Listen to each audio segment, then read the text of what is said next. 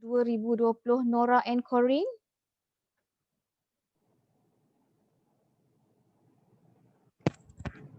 Dengan izin Puan Koroner.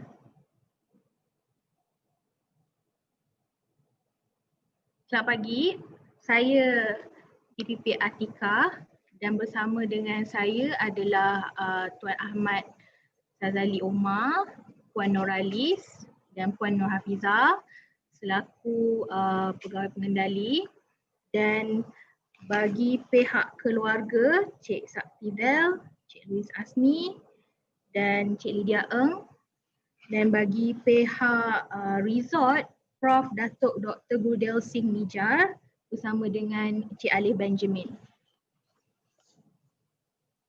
Pada hari ini Puan pohon untuk dipanggil saksi inkuest ke 36 Cik Sebastian Quoirin Puan. Dan Puan dengan izin Puan untuk menggunakan bahasa English untuk meneruskan soalan. Ya, teruskan. Good morning, Mr. Sebastian.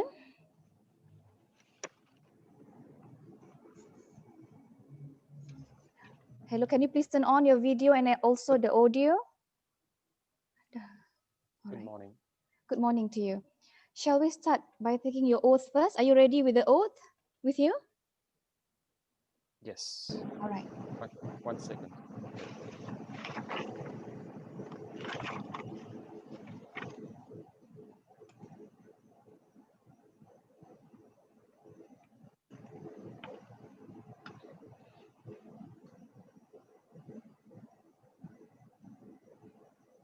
Shall we begin now?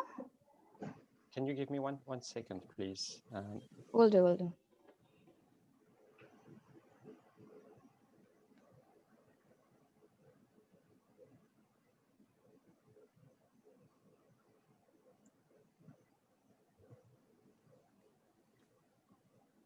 Okay. Right, you may start now. Yes, I'm ready now. Raise. You have to raise your hand and take your oath now. All right. I, Sébastien Quoirin, do solemnly, sincerely, and truly declare and affirm that the evidence which I shall give in this case shall be the truth, the whole truth, and nothing but the truth. Very well, thank you. What is your age now? You can put down your hand. What is your age now, Mr. Sebastian? I beg your pardon?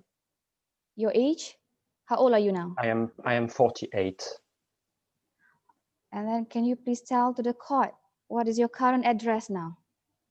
My address is 4 Benjamin News, London, SW12 0LN, United Kingdom.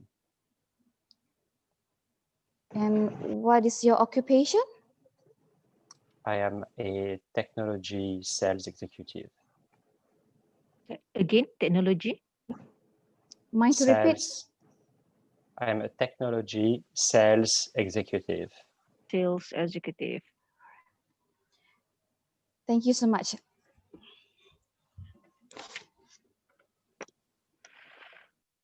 Okay, Ms. Puan Atika, you may start. Hello, Mr. Quoirin. Can you hear me? I can hear you clearly. I'm Atika and I'll be asking you some questions just to confirm some facts, and you can answer if yes or no. And if you need to explain or elaborate, then maybe when with your lawyer, Ms. Louise Asni or Mrs. Saktivel. Okay? Mr. Quoirin, did you arrive in KL International Airport on the 3rd of August with your children? Yes. And from there, you met up with your wife who was flying from Singapore? Correct. Did a driver, a local Malaysian man, pick you up from the airport and drove you to the resort? Yes. Yes. Did you arrive at the resort safely? Yes. At the resort, you were staying at Sora House. Yes. On that same night, did your wife put the children to sleep upstairs at the mezzanine area? Yes. Do you know where Nora slept? Yes.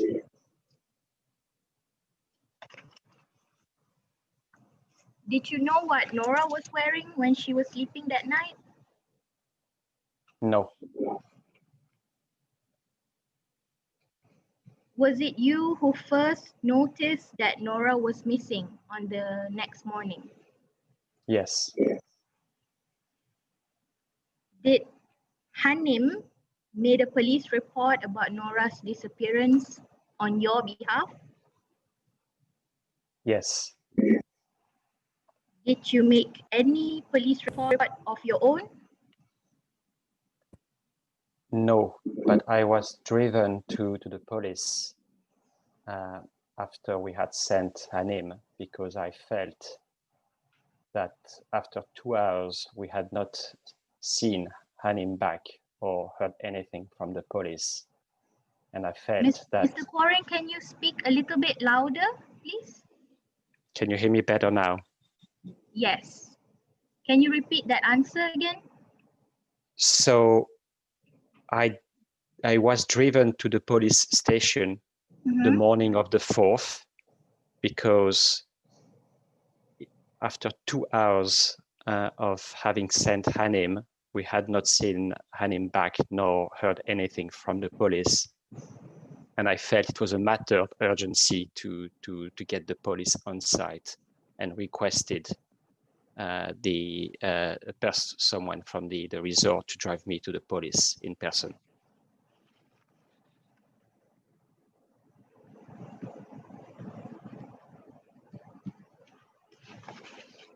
Later, did you participate in the search for Nora? I did participate in the search on Sunday the 4th.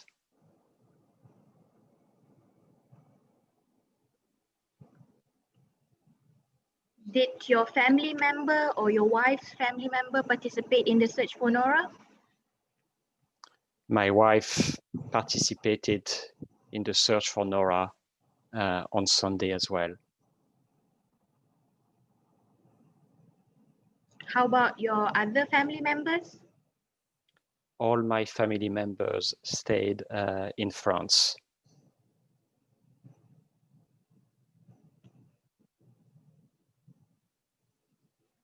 Did you give the police an article of Nora's clothing? No, it wasn't me, it was my wife.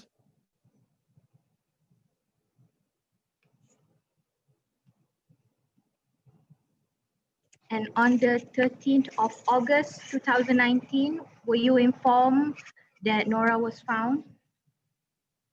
Correct. I believe I was the first person in the family to be informed. By whom? By the Irish police officer and Nick.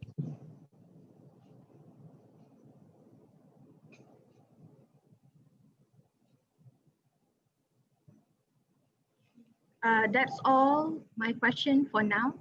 Probably we'll have some more after this. Okay, over you, Ms. Luis. Thank you, Puan. Good morning, Mr. Quoirin. I hope you can hear me clearly. I can hear you clearly, Louise. I'm going to ask you some questions, but yesterday we heard your wife give evidence in this case. And I'm not going to ask you to go over every single thing that your wife said, but I'll be asking you for clarification in relation to things that are just within your knowledge and not within hers. And also just to ask you to confirm certain aspects of the evidence yesterday. Beginning, if I may, where I began with Mrs. Quoirin yesterday, which is with who Nora was as a child. Your wife yesterday gave us some insight into certain physical and mental challenges that Nora had as a child. Is there anything that on reflection you feel you wish to add or to clarify to what your wife told us yesterday that you think would be relevant to the inquest? I believe my wife gave a thorough and complete portrait of who Nora was, both from a physical and cognitive point of view. And just to touch a little on your relationship with Nora, can you describe what kind of relationship did you have with your daughter? Nora was our first daughter. She was not only the first daughter, but also the first grandchild for both grandparents. She was very special to us. We knew that from the very beginning that she would have special needs and she would require special care from us. Nora was a focal point in the family, and a special bond was between my daughter and me. Thank you. So moving now to the events of August of 2019, Mrs. Quoirin told us yesterday that she travelled for work in that week before the trip to Malaysia, and you were at home with the children. That is correct. And indeed, you flew by yourself with the children out to Malaysia. Can you just describe for us what that journey was like? First, how many hours was that journey? I believe the journey in all is about 19 hours. We flew from London Heathrow to Abu Dhabi, and then from Abu Dhabi to Kuala Lumpur. We left early morning from London. The kids were super excited.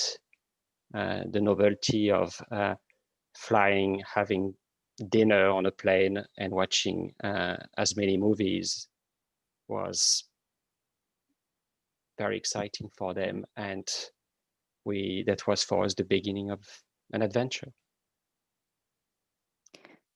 Nora had travelled before. She travelled, I think, to Singapore a few years before the journey to Malaysia. That is correct. We did spend a holiday, a family holiday in Singapore and then Bali 2 years before. And Nora was also very well traveled. As you know, our respective families are located in France and Ireland. We live in the UK, and very regularly we would fly over to Ireland or to France to visit families. So traveling by plane was not a novelty at all for Nora.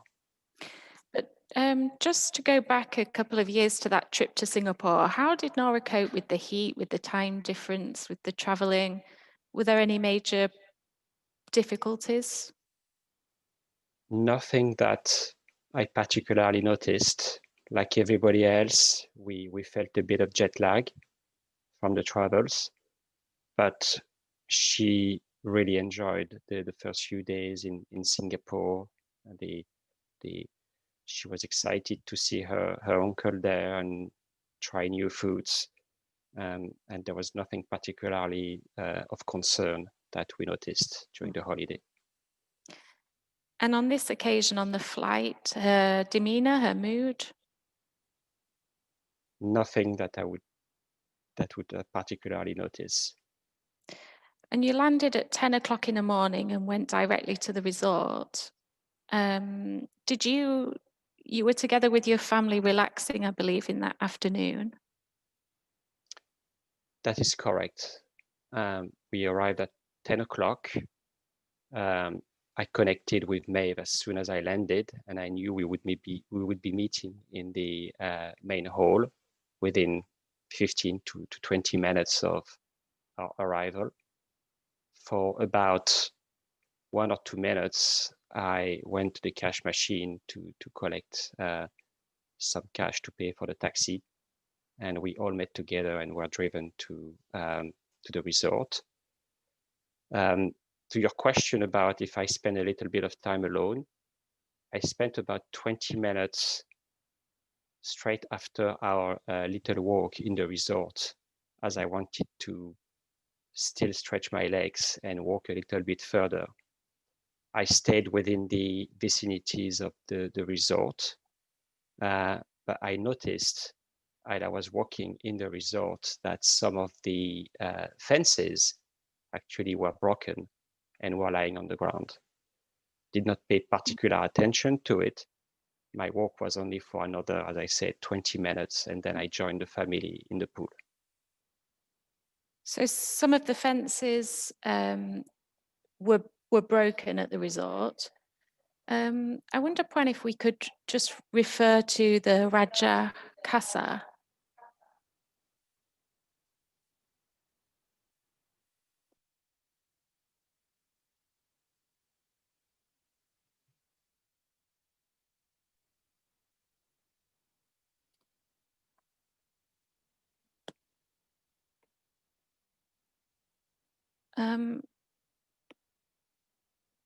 Mr. Quoirin,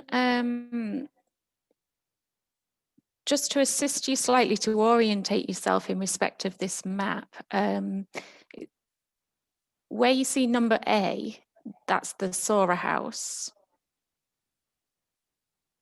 Letter A. I see. L marked on the map is the reception area of the Dusun.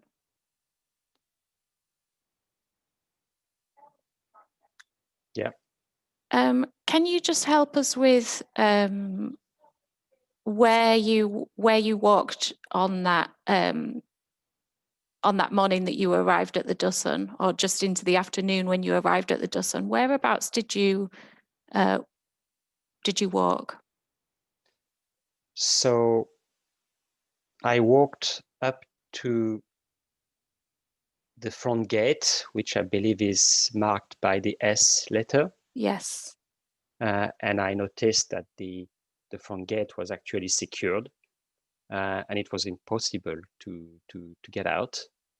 So then I walked back up the road and ventured slightly to the left. Excuse me, Mr. Sebastian.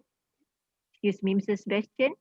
Yes. Do you mind to draw a line explaining your direction? Yes. So I walked up to the front gate here, then walked back up the road, and at some point ventured to the left, to that side of the resort. And I can't tell where exactly the fences are. I can't remember if it's here or there, but I walked up to the fences and I noticed that some of those fences on this side of the resort were actually lying on the ground. And it is something that at the time did not really think much about, but wondered why, as an open concept, first of all, the whole resort was gated or fenced.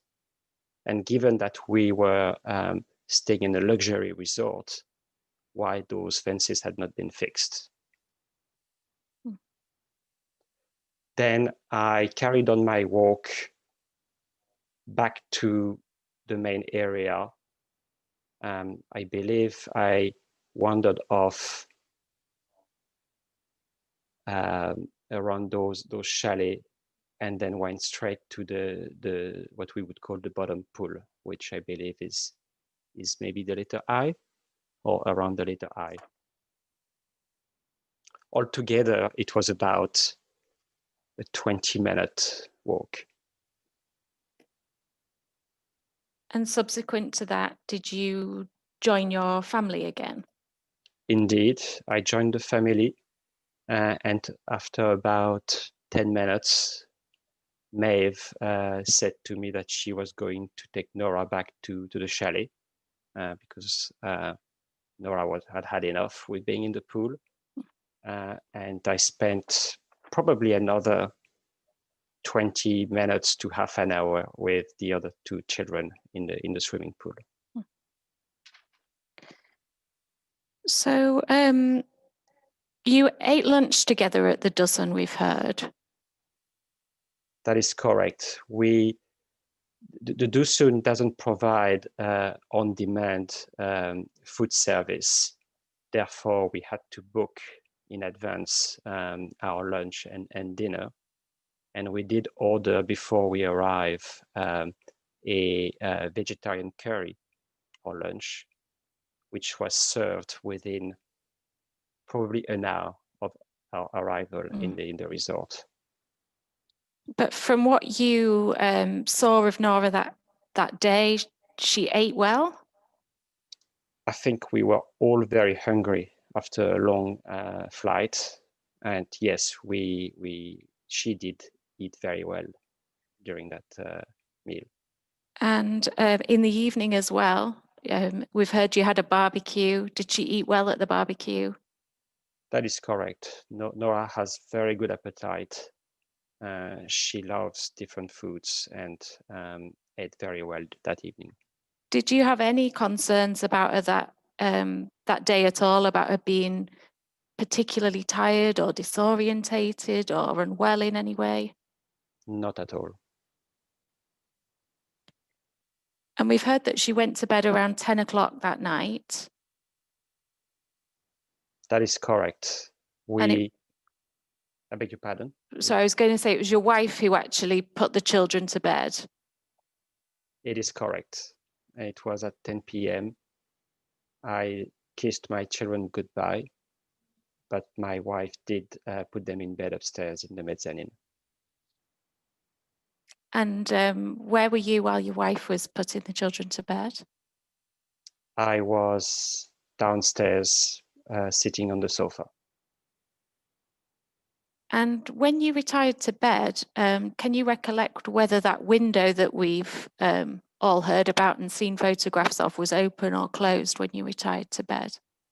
I actually was not aware of the window or the latch of the window being broken when I went to bed.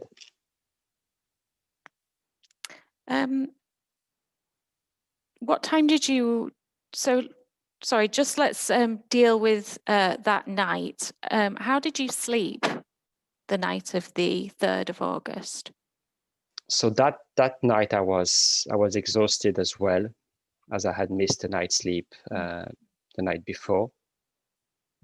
We went to bed probably within 10 minutes after the kids had been in bed. So probably by 10:15 we were in bed, and I fell asleep immediately.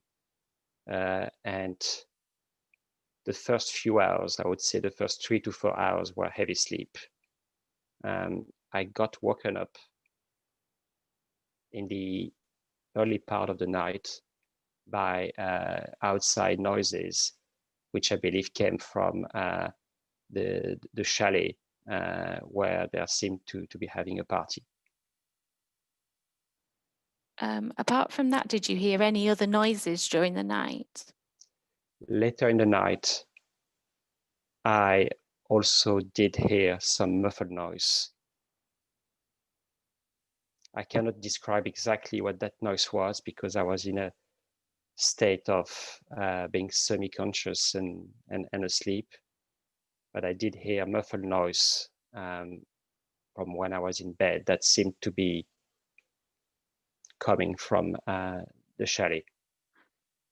So were you able to, or are you able to help us with whereabouts in the chalet that muffled noise was coming from?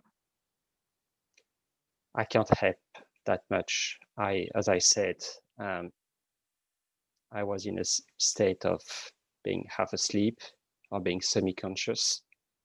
I could hear and sense some muffled noise. I could hear it was close. I could feel it was close, but I cannot accurately describe exactly where it came from and what the nature of that noise was.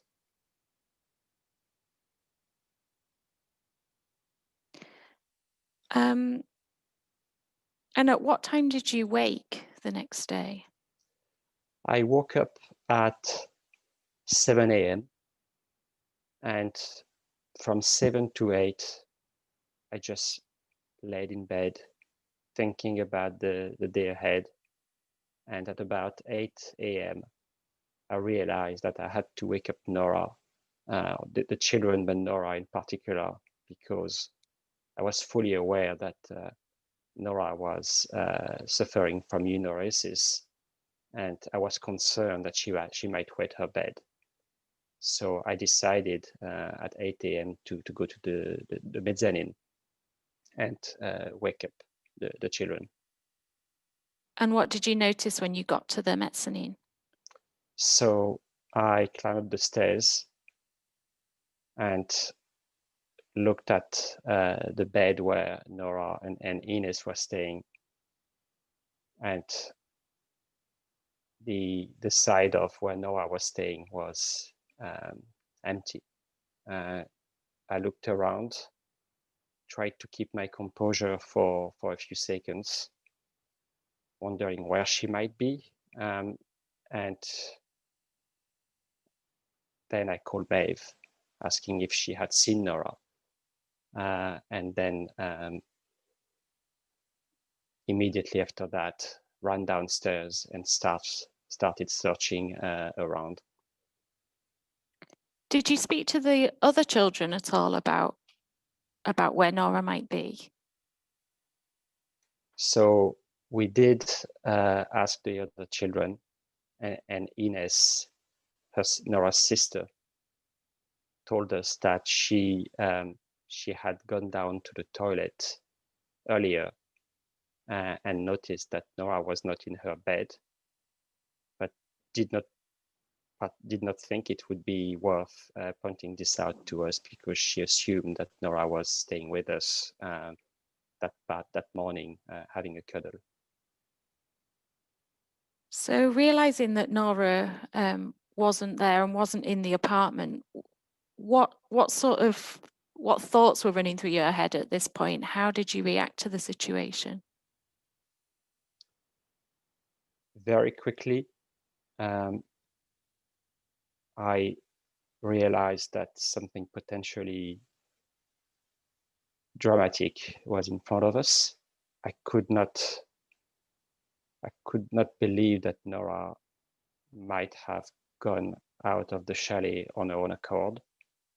But I immediately after I discovered that Nora was missing, started to search frantically around the chalet, by the swimming pool, and within a few minutes, we raised the alert with the management of the hotel that Nora was missing.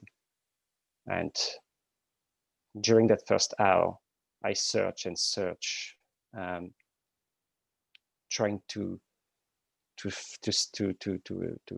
find Nora. We realized very quickly that her shoes were there, and I could not believe, given the difficulty of the terrain, the fact that that night was pitch black. I felt that Nora could not be far if she had left the chalet, but my strong belief was that she might have been taken. And it's within those initial moments that Maeve pointed out that the window actually was open. The window that she said she had closed the night before. And we heard from Maeve yesterday that she went to the reception area to raise the alert. And Miss Hanim went to the police station to make a report. You told us earlier that Miss Hanim was absent for about 2 hours. During that 2 hours, what were you doing, Mr. Quoirin? Frankly,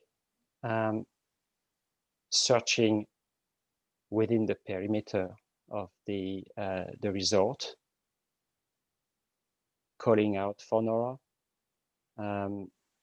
asking, we got help from other tourists as well, and trying to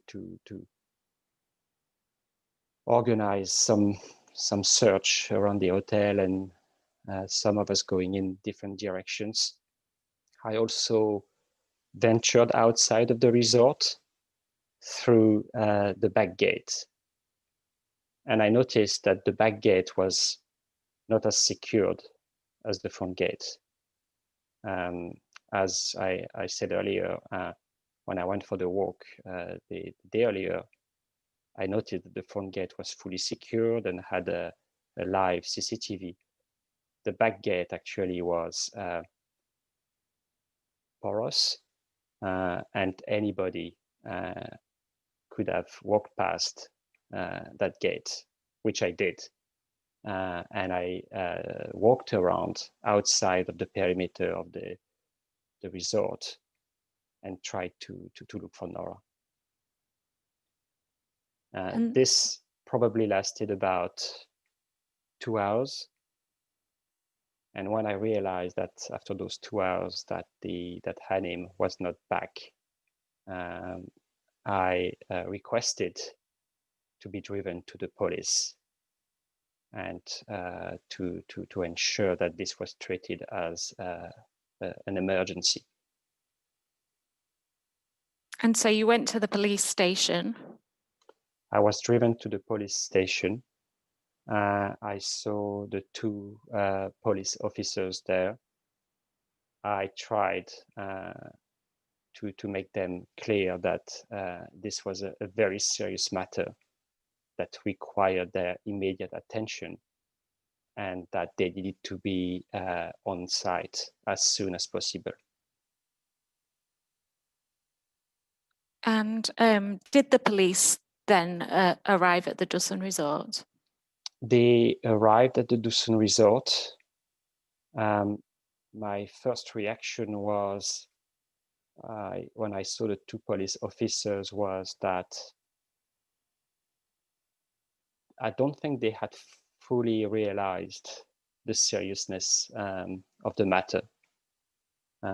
They did not ask me any particular, or my wife any particular questions. They went to the chalet, looked around, and that was it. I felt particularly upset by the fact that it didn't seem to be treated as a matter of urgency by the police at the time. And what time of day was this? That was probably between 12 and 1 p.m. And then in terms of further activity that afternoon, did other police officers then attend?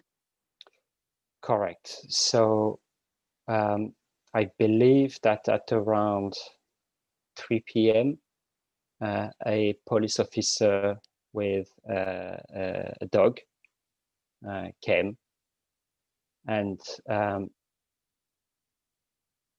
you probably heard it yesterday. Our morale went down seriously when we realized that the dog was simply not fit for purpose. I was there when the dog started to search, and I could see after 2 minutes that the dog was already exhausted and not capable of doing its duty. So that increased our sense of panic and the feeling that we didn't have adequate resources to look for Nora properly.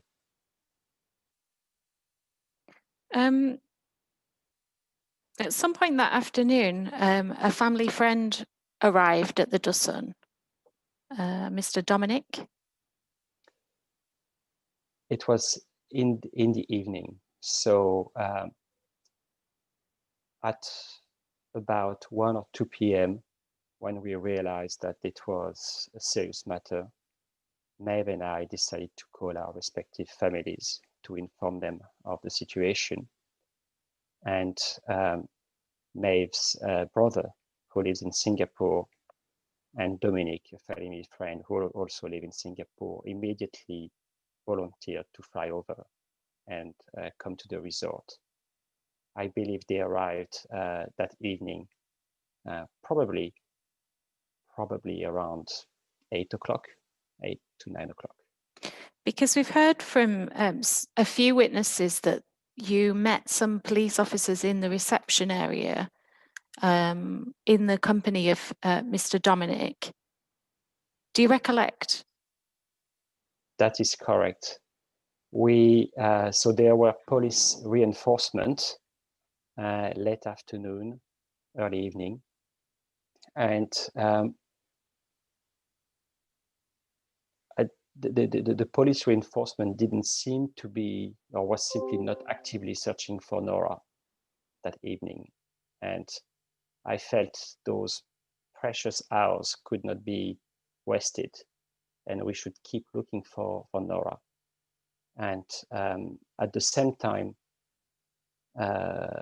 my family, who were in contact with a local healer, had a vision that Nora might be nearby, probably in one of those local houses.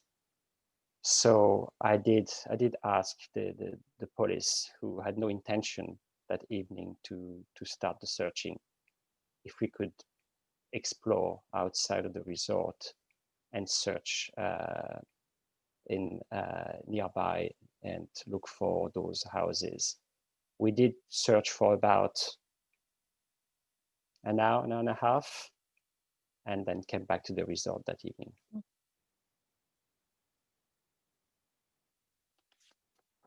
In terms of what you told the police on that Sunday, the 4th of August, did you yourself, or did you hear anybody else refer to the fact that Nora couldn't walk for more than about 20 feet? So the answer is no. We went that the day we arrived, as we may have described yesterday, we went for a walk and walked for about 20 minutes with Nora. So Nora was fully capable of walking, but with the terrain being difficult, she needed some help. But Nora was able to walk.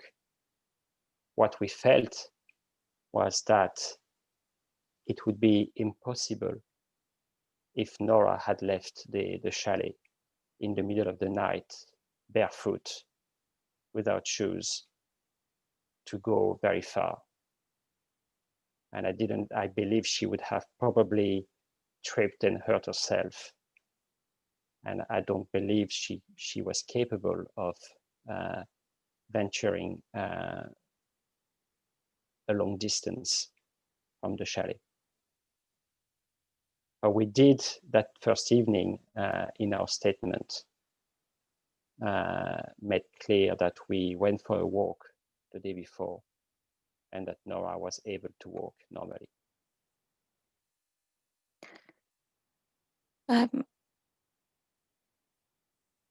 want to ask you a little about the days following that, the days of the search that was still going on.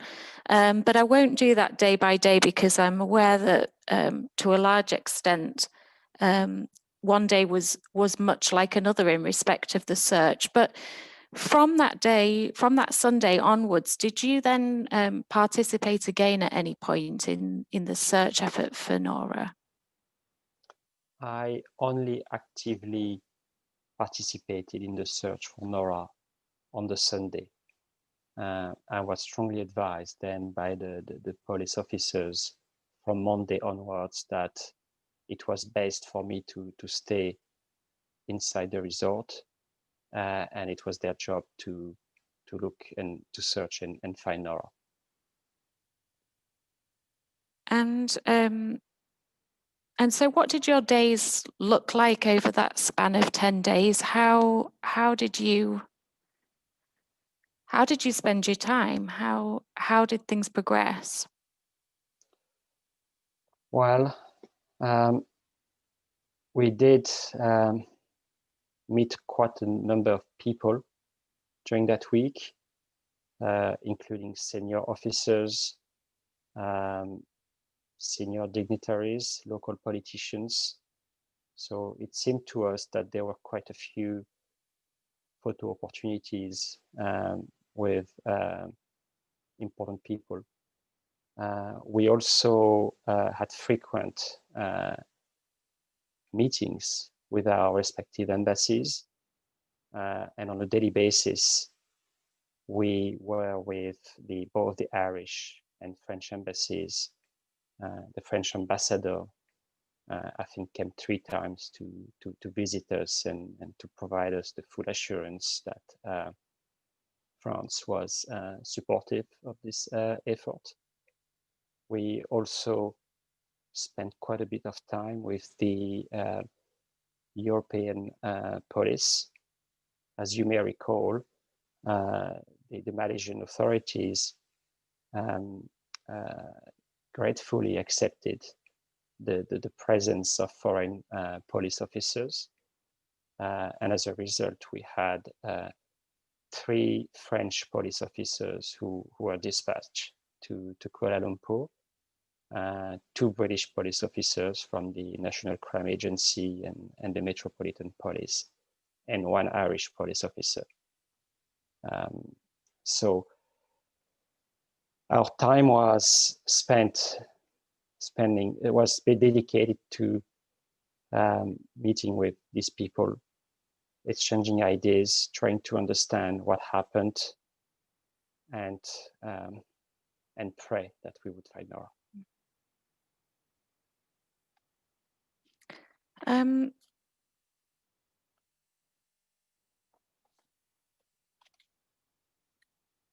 On the 13th of August, you received the news that Nora had been found.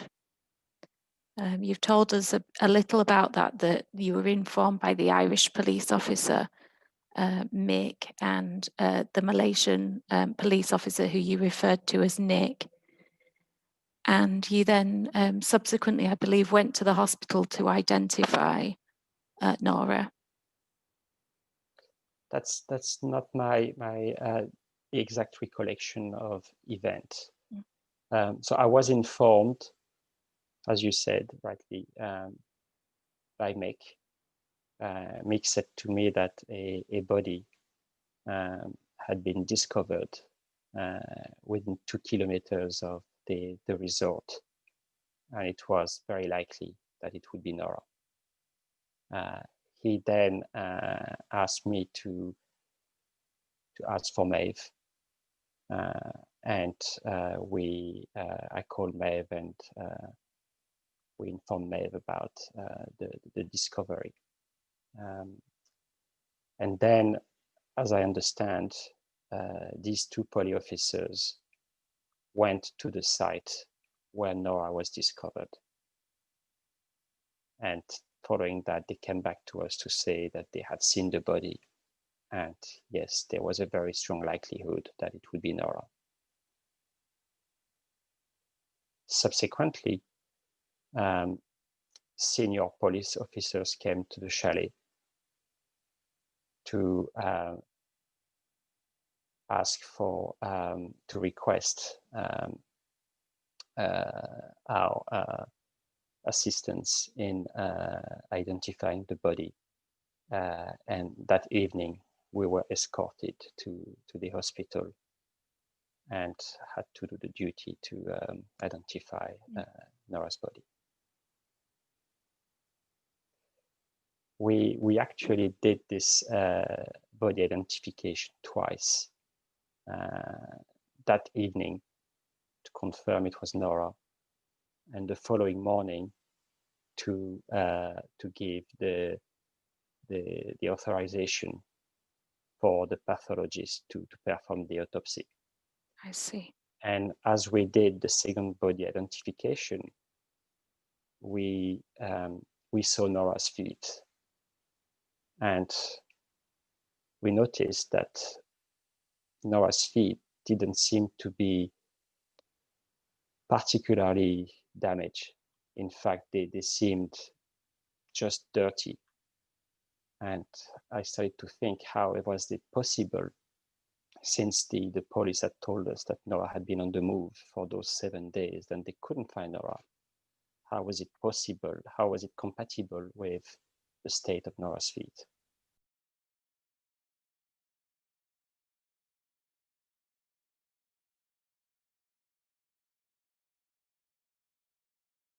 Nora was found. Can you just tell us a little about that first? How did you get to that location from the Dusun?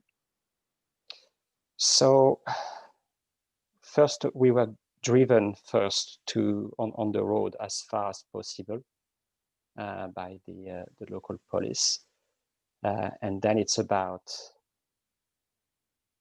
maybe an hour's walk inside the jungle.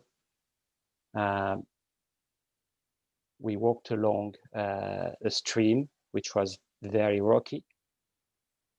The terrain was also quite dense and slippery. And then we were shown the spot where Nora was found, which was actually quite clear.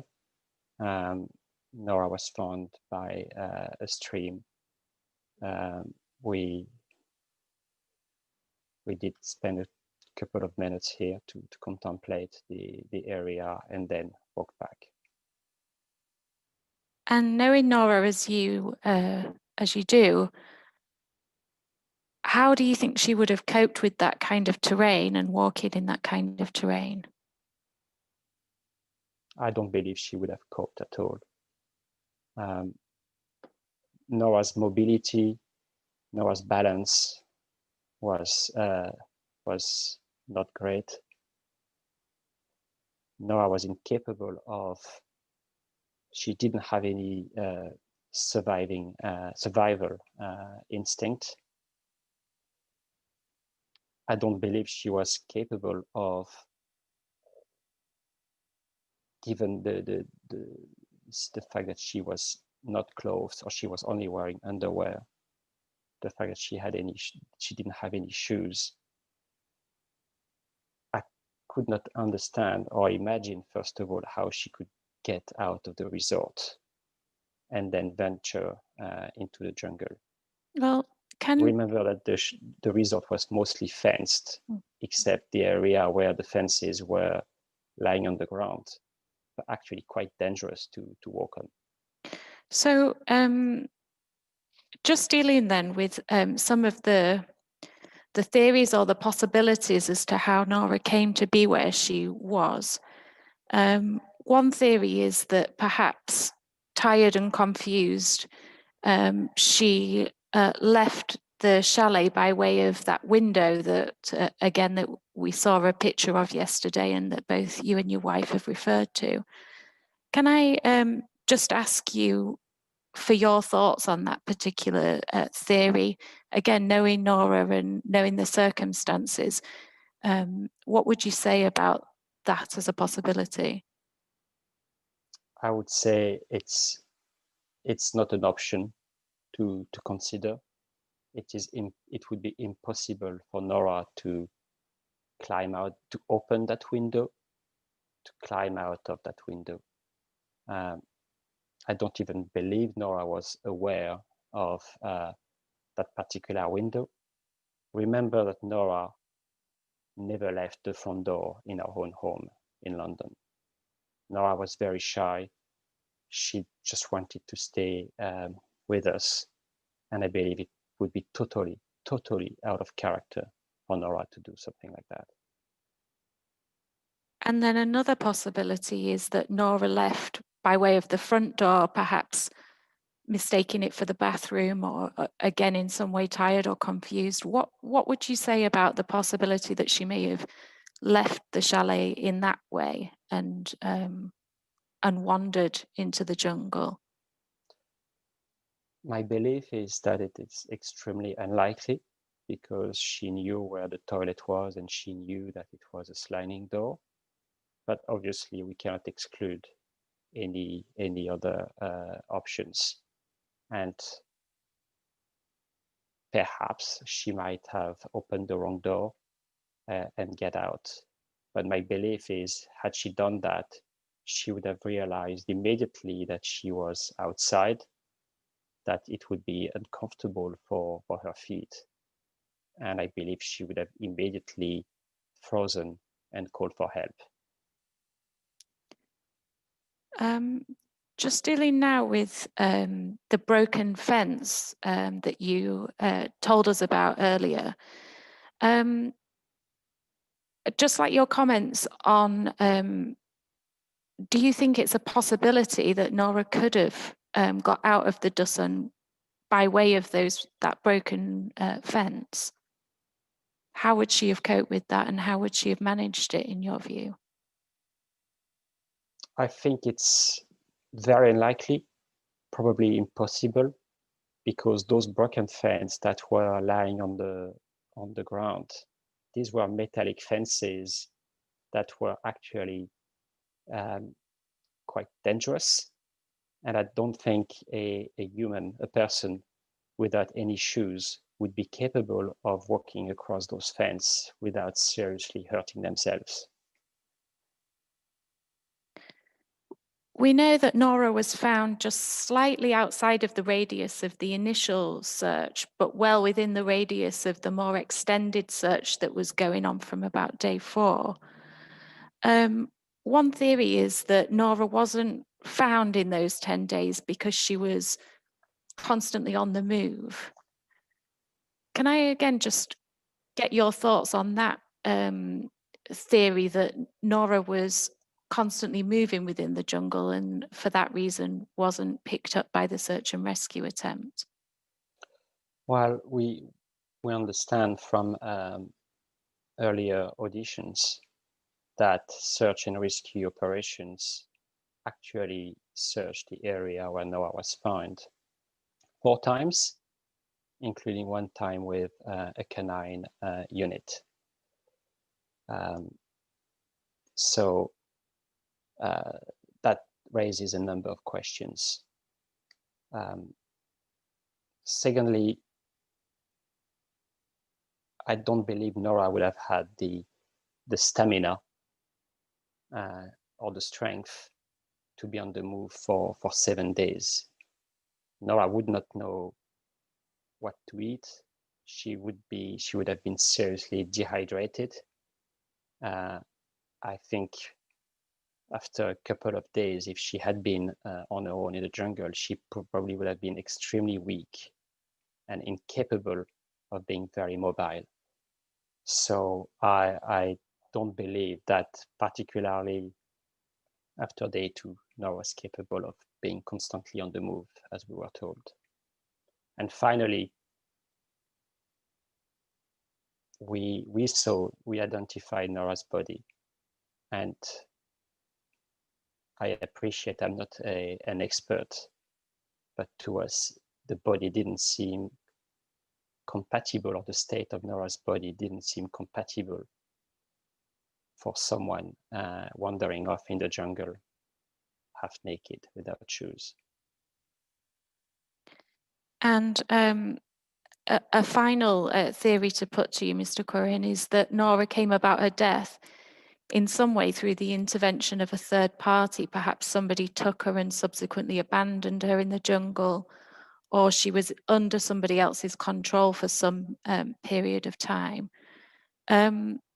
Again, can I just have your insight into that and what your views are in respect of that? Well, that's a point of speculation, but I believe it's a possible scenario that perhaps the abductors who took Nora realized that Nora actually perhaps was a liability instead of an asset because of her handicap, and also probably they had not anticipated the incredible search and rescue operations in place and the worldwide media attention to this crisis, and perhaps felt that in a state of panic, it would be safer for them to release Nora. Mr. Quoirin, I've no further questions for you, but if you would wait there, Puan Coroner and the other counsel may have some questions for you. Thank you. Okay, thank you, Ms. Luis. Okay, Sebastian, my name is Maimoonah. I'm the coroner. I'm so sorry to hear what happened to your daughter, but we need to ask you certain questions, okay, just to ascertain what actually happened to your daughter. Okay, my first question, Mr. Sebastian. Whose idea for you and the family to spend your summer, to spend the summer holiday in Dusun? Originally, it was my wife's idea. And Mhm. the trigger for making it happen Mhm. was because my wife had a business trip to Asia. Mhm. And we felt that since she would already be in Asia, we could meet her. As I think was said before, the majority of our holidays were in continental Europe or in Ireland to visit our respective families. But we believe that year we would make it an incredible adventure and visit Maeve's brother in Singapore, Mhm. and from Singapore visit Malaysia. Okay, why Dusun? So a good friend of mine who is married to a Malaysian woman has been holidaying in Malaysia for several years. And I reached out to him for advice. And he prepared, he raised a number of suggestions for us. And he suggested that the Dusun would be a good place to start, especially after all the jet lag, especially after our busy urban lives. He said, look, if you spend a couple of days, there's not much to do, but you're with nature, it's very relaxing, and that will be the opportunity to recharge your batteries. Okay, maybe you can share with us the actual description made by your friend about the Dusun that make you to choose the Dusun as a part of a holiday. I didn't understand the question, I'm sorry. Maybe you can share with us what actual description given by your friends about the Dusun that lead you to choose Dusun as a place for holiday. So first of all, we had about 9 days in Malaysia, and we were trying to in 9 days to have a very varied and diverse experience. So we tried to find an itinerary from Kuala Lumpur that would take us to the jungle and then to Georgetown and Langkawi before flying back to Singapore. And the reason why the Dusun was suggested was that it was only an hour or an hour and a half from Kuala Lumpur airport. And it was a clear break from the city life, and it would be our first encounter with nature, and particularly the jungle. And he did say that he did suggest we should spend only 2 to 3 days max, as there is not much to do. But there was an opportunity to go for a walk and also an interesting visit to the local market. Mm-hmm. So have you done any research on Dusun before you come up with any decision? I looked at the website. Okay. The pictures Okay. Looked marvelous. Mm-hmm. And we believed as a family, or as a couple, as parents, that it would be a great place to start our holidays. So what did it state at that particular time? I mean, on the website about the Dusun. It said it was an eco resort. It was an opportunity to be and feel nature. That all the nice amenities were also catered for. So there were 2 swimming pools. There was the opportunity the possibility for massage or spa treatment. So we believed that not only we could have a very outdoor experience, but if we wanted to, we could also pamper ourselves. So did it state that the dusun, the resort, was surrounded by, at that particular time, a dense jungle, dense forest? It is a pet friendly, surrounded by lush jungle. The friend of mine who recommended me to go to the dusun has 2 children who were also younger than ours, and he did say that it's a family-friendly environment. Okay. And although you're in the jungle, it was a place, he said, that would be also very appreciated by the children. Okay, my next question. Why Sora House? Why Sora House? I believe we were given Sora House because there were 5 of us, and that was the right accommodation provided by the resort. See, any description that you get about Sora House before you decided to stay there? Not me personally. I believe that your wife did the booking, right? That is correct. And so you didn't make any research on Sora House? Well, we looked at the pictures on the website. It seemed like a fair bungalow.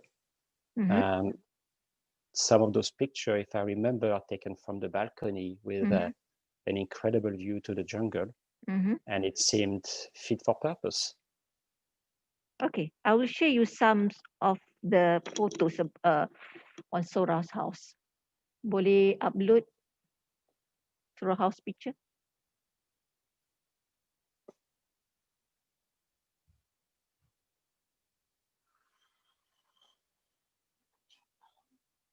Kita go one by one. Okay. Okay, number 2.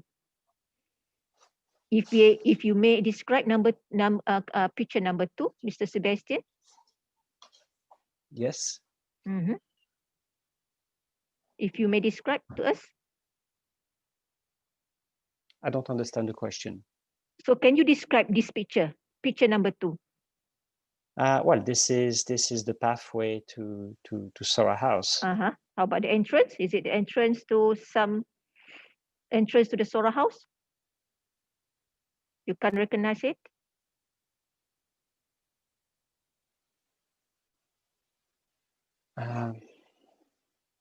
You can remember. I can't. It doesn't feel like actually. Okay, never mind. We go to number 3. Yeah, that is Sora House. All right. Okay, next. That is Sora House, I believe. Yeah. Okay. That is the back window. Okay. More. Next. And about this. Number 9. Yeah, that is the back of Sora House. Okay. Okay, next. All right. Stop. Can you describe? Can you recognize this picture first? Absolutely. Okay. Can you describe to us? Well, when you see the wooden sliding door was our bedroom. The place where the picture is taken from is the open plan kitchen and living room, Mhm. and the stairway leads us to the mezzanine Okay. where the children were staying. All right. So next to your master bedroom is another extra toilet. Am I correct? Can you remember? So I was actually not aware that this was a toilet Mhm. until the following day, until the Sunday. Until the Sunday. Okay. Yeah. So, okay, next. Okay, this is the other side, okay, of the master bedroom. Okay, number 14. That is the mezzanine. Okay, this is And that's more or less from that place that. where your children sleep in, right? Correct. All right. Yeah. So next photos, Mr. Amirul yang semalam tu, the extra photos. When you came in, okay, you came into the Sora house. What your first impressions about the concept of the house? My first impression was that the chalet looked a little bit old, to be Okay. honest. Right. Then, how about the concept? Is it the open concept or closed concept or what? It's just given the nightly rate of this resort, it seemed to me that there was a slight disconnect between the relative lack of comfort and the nightly rate, and the chalet looked like it was in need of refurbishment. Okay, I'm not concerned about that. I'm not concerned about any whether you are discomfort or not. Okay, I'm asking you about the concept. You came into the Sora house, and can I say that it is an open concept villa, right? It's open concept, right? Yes. Okay, yang the previous gambar apa ni Amirul, right? When I'm suggesting to you that it is an open concept, okay, I'm looking at that balcony area, right? Is it the same area when you stay over there? That is correct. All right. There is no boundary between the indoor and the outdoor. Correct? You even cannot shut that balcony, the indoor side with any curtain whatsoever. Correct? Correct. Correct. Okay. Next, we go into your master bedroom. Yang ada dua toilet. Okay, dua toilet, right? Now, this in your master bedroom, there are two. I don't know whether I should call two bathroom. On my left is actually second bath. I don't know. Is there any other proper term? I do not know. Mr. Alif Benjamin may help me. Okay, the second bath. Okay, and the second on my left is the bathroom. Okay, the same structure that you saw while you were in the Sora house. So I did not notice when we arrived the sliding door to the right, but the bathroom looked exactly was how. You mean you are not aware that room, the sliding door on the right? I did not. You didn't even open up that area. I don't think so. Okay, all right. So, Mrs. Quoirin also said that she didn't use this area. Okay, but you and your family were using the other side of bathroom, the left side bathroom. Correct. Am I correct? Okay, that's the only bathroom used by you, by your wife, and your children. Am I correct? You're correct. All right. Okay. Now, so boleh saya terlupa semalam to mark all these exhibit yang ada certain photos ni. I minta minta di marks ada 9 photos. I referred the 9 photos to Mrs. Quoirin. So it's marked as exhibit EI EI 58. 58 A to I. Okay. Now I nak share. I want to share satu macam mana Amirul? Saya nak macam how? Alright. The share screen. Okay. So I pergi ke. Okay, I need some clarification from you, Mr. Sebastian. Okay.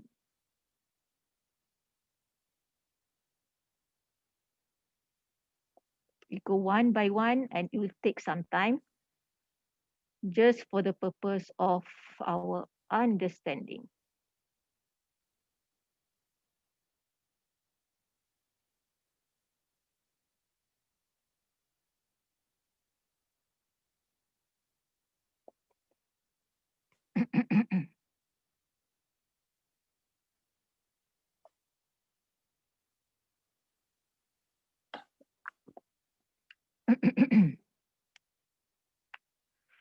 Mana teks?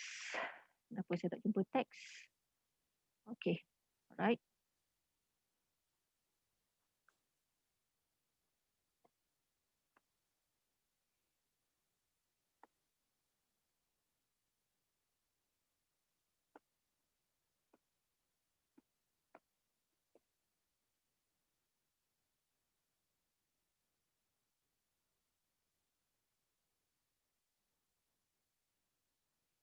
Okay, this is when Nora went missing.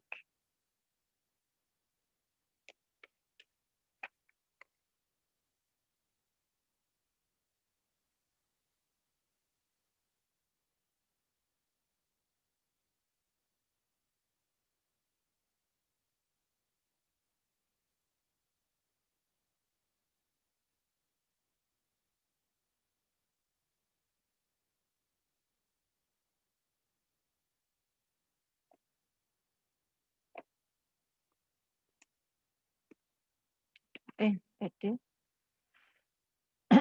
Okay, Sora House.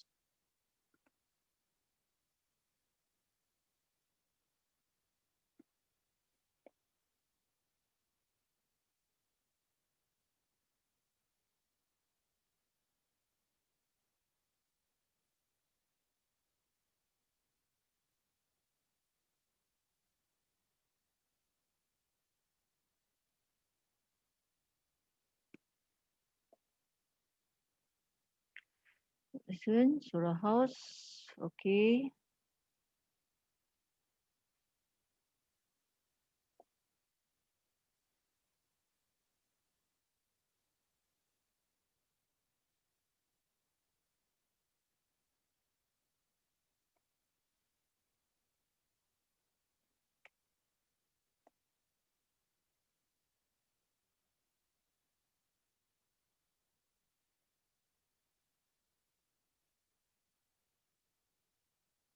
So sorry with my drawing.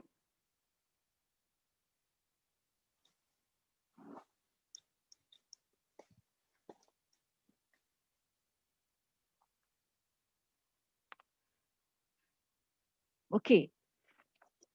This is something.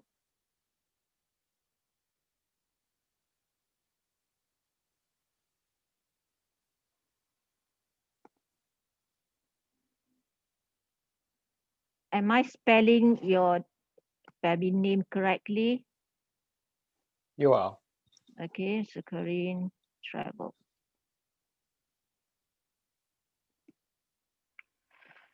Okay.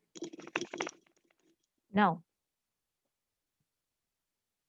Mrs. Quoirin said that she is what actually his her occupation? Co-CEO for site factory. All right. And you are, what happened to my laptop?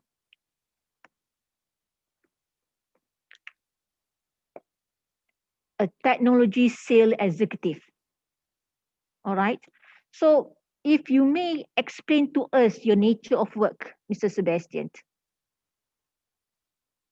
So I work for a software company, and my role is to present and provide software solutions to our customers.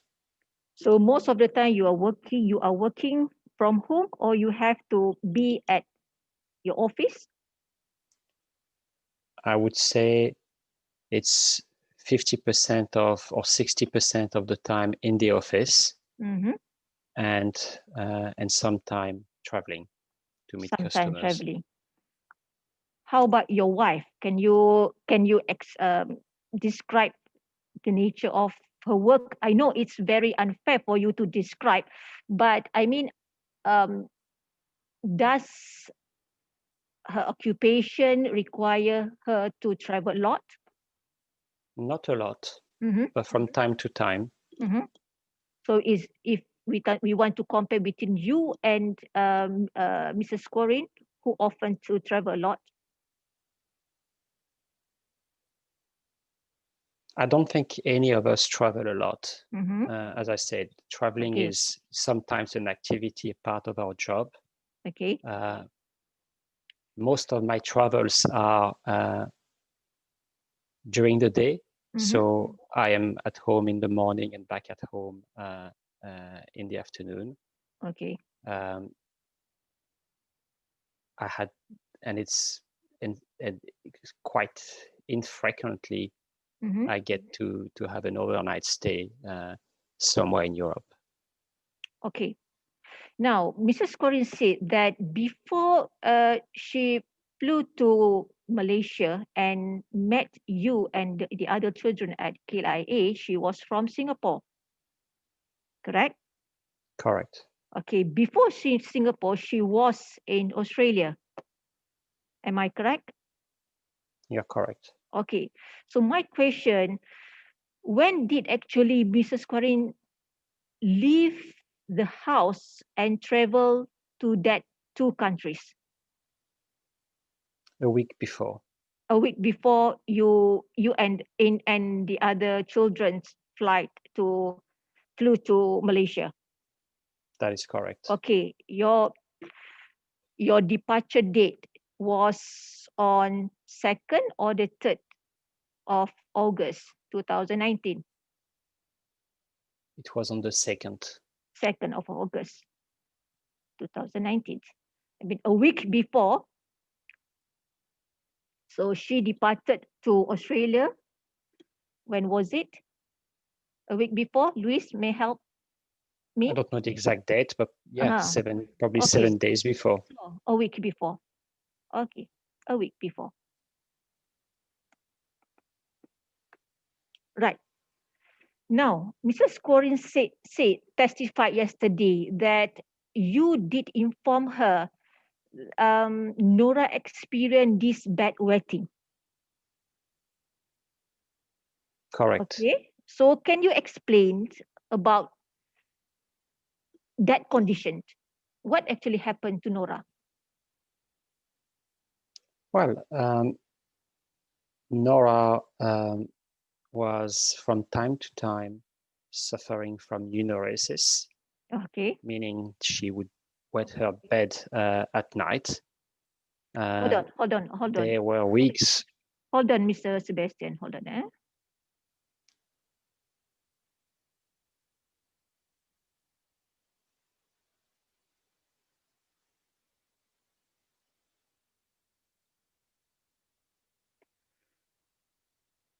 Okay, enuresis.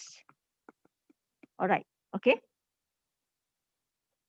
Okay, you can continue. You may continue. So Yeah, Nora would from time to time wet her bed, and she did wet her bed that week 2 or 3 times. 2 or 3 times per day. No, at Or night. So at night, within Yeah. that week. That week. within that week, yeah. Okay. So it happened during the night time. It happens That's during why- the night time. Okay, there was no problem about daytime waiting. Absolutely not. Okay, so maybe you can explain further. That do you mean that when he wet her bed, so she was unconscious, or she actually conscious that she had wet her bed? No, Nora usually would not be conscious of Okay. wetting her bed and would Okay. wake up in the morning Okay. in a wet bed. Okay.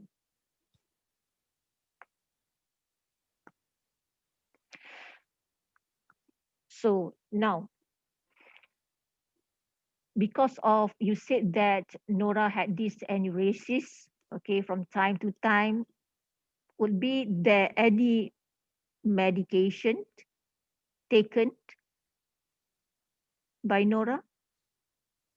She had not been taking any medication for some time. And that week she was not taking any medication at all. All right. So you said that you left early morning from London. Okay. What was the time? I would say between 6 and 7 a.m. 6 to 7 a.m. and 19 hours. You said it was 19 hours journeys. Okay, and you arrived at KLIA at about 10 a.m. 10 a.m. 10 a.m. 3rd of August. All right. Now, so during this journey, 19 hours, did Nora had any aneurysm problem? Not at all. Not at all. Remember that enuresis was only when Nora was asleep. And she during the didn't. flight, the kids spend most of their time watching movies. I believe Nora slept and rested a little bit, but did not suffer from enuresis at all.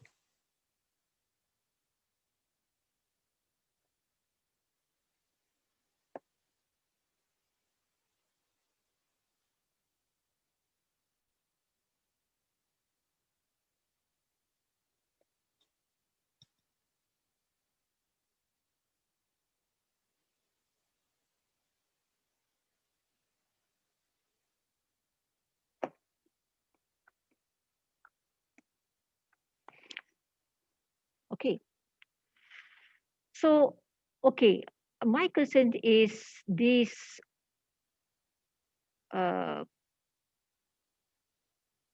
period.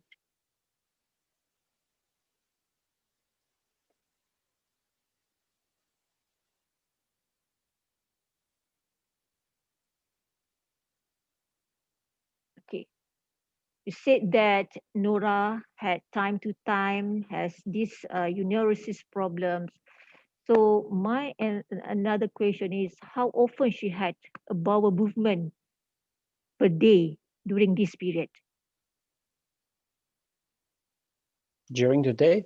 Yeah, during the day. I don't know. She was independent with her bowel movement. She was independent. Yes. Okay. So how about during the flight, the journey in the plane? Did she need to go? Did she go to to toilet? And how often it was? Of course she did. The journey was 19 hours, but she did not go more or less than the rest of us. She did go to the toilet by herself, or you brought her to the toilet? I believe she did go to the toilet by herself. Yeah. So how did she go to the toilet?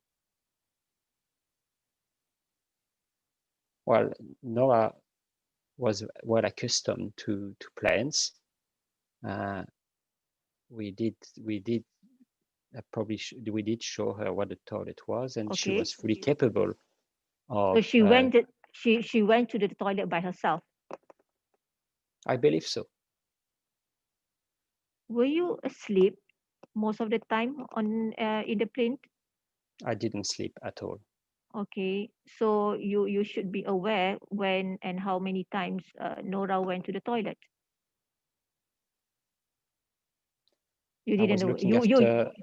I was looking after 3 children, and honestly, I was not documenting exactly how many times they would go to the toilet. I was making sure that they were fully hydrated, and if they needed to go to the toilet, they would go. But I did not document the number of times, indeed, they went to the toilet. But what you remember that Nora had went to the toilet, but yes. you can't remember. You could not remember how many times and when was it, right? No, because there was nothing suspicious. It was no. I'm just not. like normal.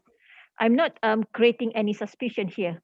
Okay, just to confirm. Okay, because your wife had explained to us yesterday the issue of enuresis, and she stopped taking any medication relating to what we call apa penyakit dia? I can't remember dia punya ni. Alright, then that's why I need some explanation from you, Mr. Sebastian, because you were with Nora a week before you met your wife at KLIA. Okay, now, so I save kat sini. Save dulu kan? Macam mana? Amirul? Okay, now you arrive at KLIA at 10 a.m. on 3rd of August. Okay, you have to wait the arrival of your wife from Singapore. Am I right? That is correct. Okay. But we both arrived within 30 minutes. Okay, of each other. 30 minutes later, then your wife arrived. So, did you see if Nora and the other sibling went to toilet? At the airport? Yes, at the airport. No, for sure they did not. Okay, did not at the airport. No, actually, no. Maybe we went to the toilet. Maybe we went to the toilet when we departed the plane, but when we were waiting for Maeve, no, they did not go to the toilet in the main hall. All right.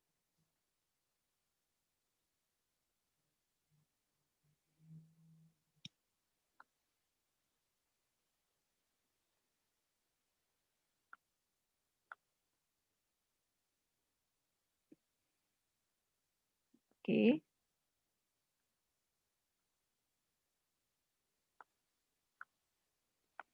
Then another 30 minutes later, your wife arrived, and later on, a driver from Dusun pick you up, right? So correct. How many hours and how long was your journey between from KLIA to Dusun? It was actually quicker than expected, as there was little traffic. So how long it was? I believe it took us less than an hour and perhaps 45 minutes. It's about 45 minutes? 45 minutes to 1 hour. Okay.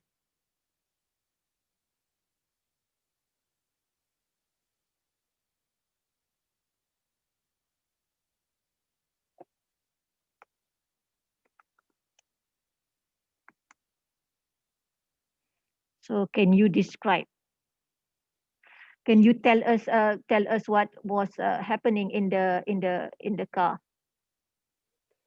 Well, we had especially Nora? Mhm.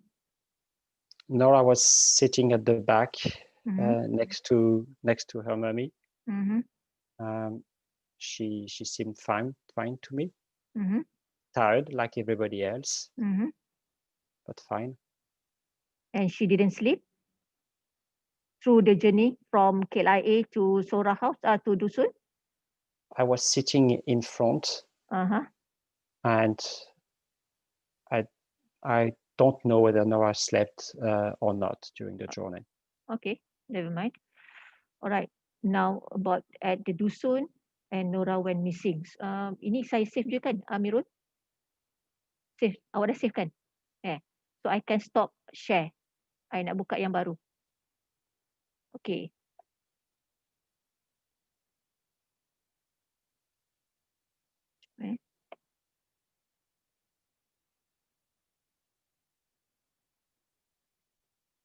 Okay.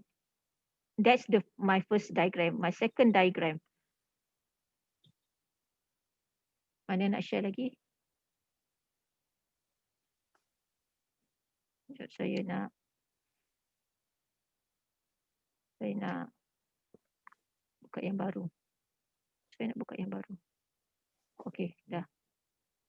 Tadi awak dah ni kan? Tadi awak dah save Alright. Okay, now at the Dusun.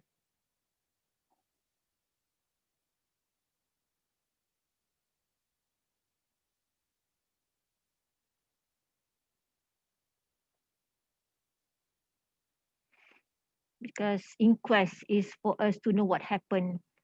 Okay, Mr. Sebastian, we are not searching for something to or somebody to blame. Okay, we are searching. We just want to know what actually happened to Nora, right?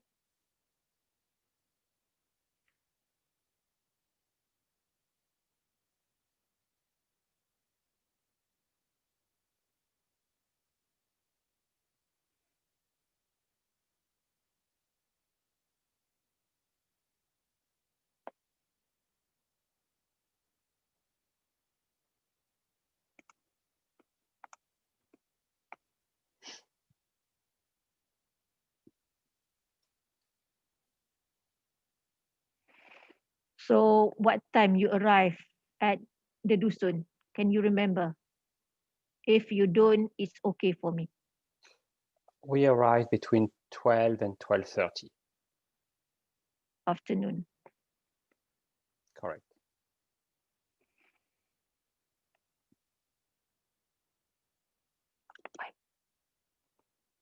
Okay. And okay, so can you describe when you arrive at the Dusun, what happened to your children? So who actually dealt with the receptionist? We both dealt with the receptionist as we arrived. We had a discussion about booking a trail that Monday and a massage. Then we were escorted to the chalet. Okay. And we knew that lunch would be coming within 1 hour, and therefore took the opportunity to go for a swim to freshen up a little bit.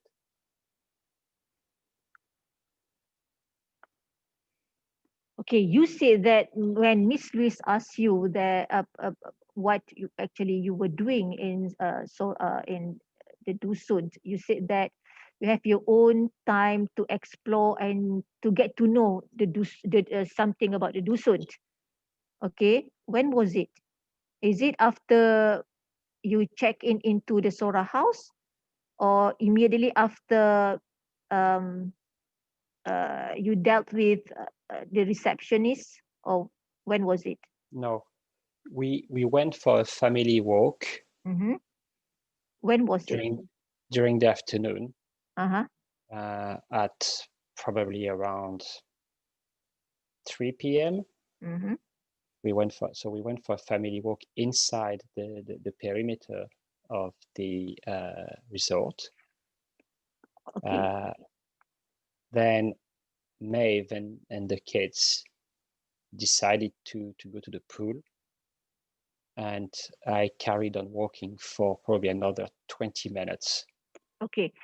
So, okay, now we imagine that, as you said, that you and the family was escorted to Sora house, and you and the family entered into the Sora house. And what happened in the house? Nothing. We dropped our suitcases, got Okay. changed, and got ready to go to the pool. Okay, just get ready to the pool. Just drop after 19 hours plus almost 45 minutes traveling from KLIA to Dusun, and then you after you check in with you did the checking, and then you were escorted to Sora house. Then you drop all your luggage and everything. So you and the family just got ready to do the swimming or to explore the Dusun, right? Just to go for a swim. That Okay. was it. Yeah. So when you and the family were in the house, what can you describe and tell us what was Nora doing in the Sora house? When? What she was doing in the Sora house? At what time? I'm sorry, I'm not sure I When you understand. enter, and you said that you were escorted into the Sora house. Okay, all the family already in the house. So what was Nora doing? She put on her swimsuit, Mm-hmm. like her siblings. Mm-hmm. Okay. Did she ask, or did your wife bring her to toilet? I don't know. You don't know. Okay. All right. Then you and the family went to swimming pool, the first swimming pool, I believe, which is near That to is Sora's house. That's the upper pool. The upper pool. correct. All right. Correct. So then after doing that, after did the swimming, so you all the family went back to the Sora house. Correct. All right. Then what's next? Went back to the house. Okay, then. Got change, Mm-hmm. and then lunch was delivered Okay. to us. Okay. We had lunch, Mm-hmm. and because we were very tired, Mm-hmm. all went for a 30-minute nap. Okay. Following lunch. So I believe that the staff of Dusun brought that lunch to the Sora house, right? Correct. Okay. So again, my question: did Nora go to toilet? Probably at some point. Mhm. Not that I was aware of. Okay. All right. So next, after you had your lunch with the family, We had our lunch, and then we all went for a little siesta. okay. How that long it lasted was? less than 1 hour. Less than an hour. Then at that particular time, where was your when was Nora? Where was Nora at that particular time? Sleeping upstairs? I believe so. Okay, what you said? Why you said I believe so? Everything in charge by your wife. Am I correct? I beg your pardon? Because you said that I believe so. I just wondering why you said I believe so. Because I know that I went for a nap in our bedroom. Mm-hmm. I believe the kids also went to the mezzanine for a siesta. Okay. All right. That's correct. All I know is the 5 of us did rest after lunch. You were in the Sora house. Okay. Am I correct to say there is no toilet, even a single toilet at the mezzanine floor? At the mezzanine? No, there is no toilet at the mezzanine. Okay, so the children would use the toilet in the bathroom, the bathroom in your master bedroom, right? That is correct. Okay. Correct. Okay. Then okay, you may continue. What happened? Then you woke up. We woke up Mhm. and decided to go for a walk. Mhm. There was a walk that was signposted Mhm. inside the Dusun resort, Mhm. and that's what we did. So is it a Dusun walk?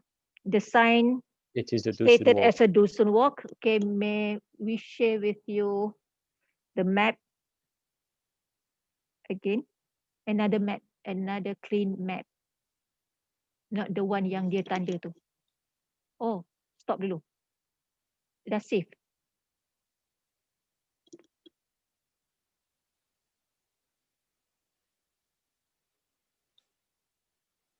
Dah. Alright. Okay.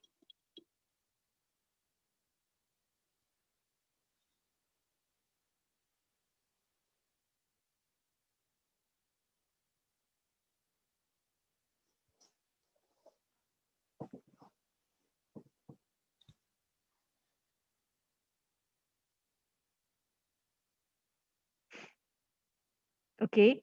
When you said the Dusun walk, can you tell us through this map? Maybe you can draw some line. I will do my best. Please.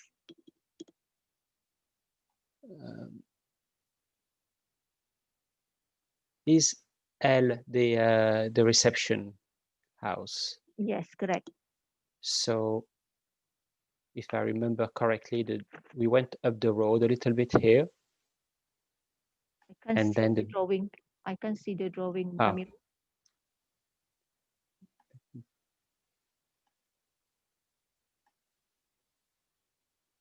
You can see the word Dusun walk over there at H. It's next to H, right? Oh, yes. So, okay, you may describe now. Okay. Describe. So, Try to draw some line just to make it clear. yeah, I know. I'm The trying route, okay. to get, okay. So we left the, so we walked from Sora house Which is along A. this, yeah, which is A, along the swimming pool, went up there. Here, I believe there's a small parking lot, followed up the walk, and then at some point went for the Dusun walk. I know that Dusun walk, or I believe that Dusun walk took us to the deer park, which, if I recollect properly, is here. Then we went back. Deer Park is marked as G, Mr. Sebastian. Okay, so that's why it is. Okay. And then we went back to the house. All right. That's a route used by you and family, right? Correct. Okay, then what happened? Then Just safe. Hold on, Mr. Sebastian. That's safe. All right. Tutup. Saya nak buka balik saya punya tu.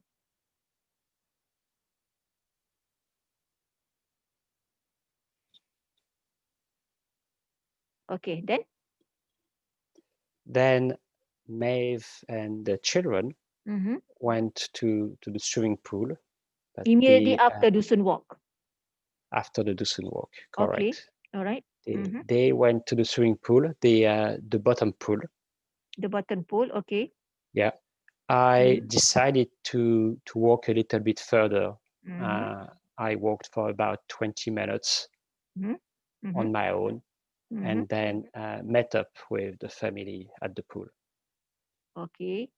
So this when where you said, I mean, you answered the Miss Louis' question that you found this fence on the ground, right?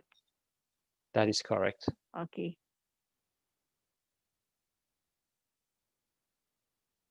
And then did you tell Mrs. Quoirin about what you saw during your walking, your own work, your personal walking?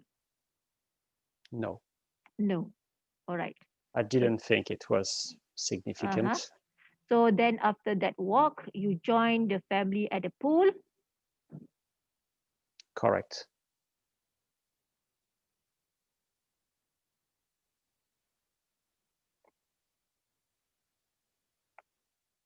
Okay. Then tell us anything about what happened at the pool.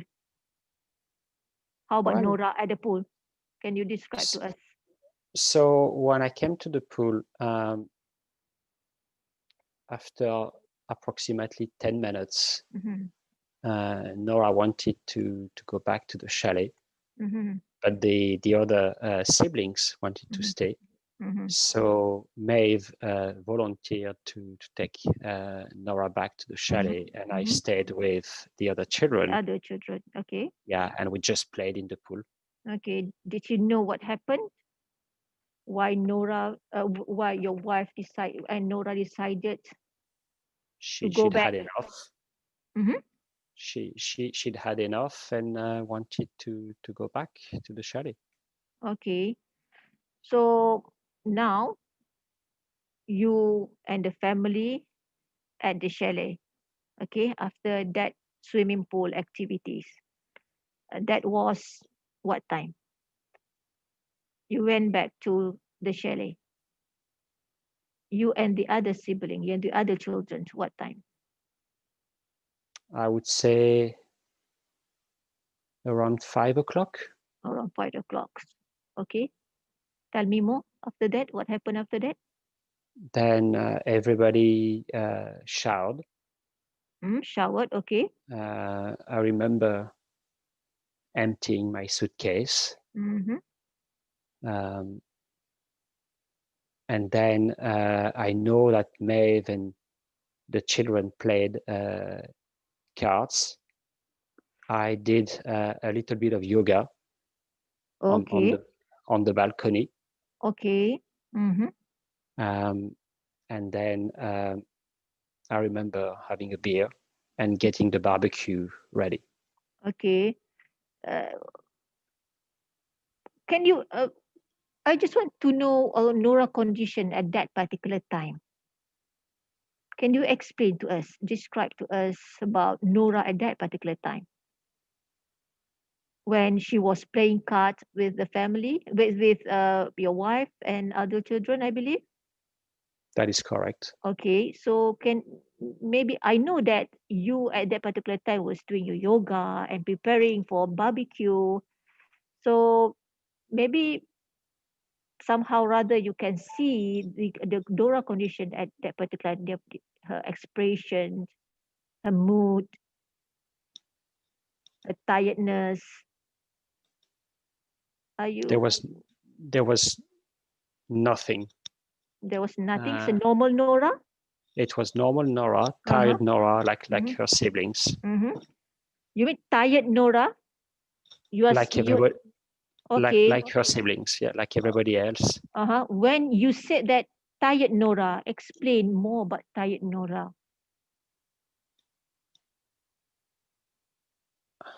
A little bit less energy, a little bit more lethargic, less willing to play the game, but happy to be sitting next to her mummy and take a passive part in the game. Okay. Did she talk a lot?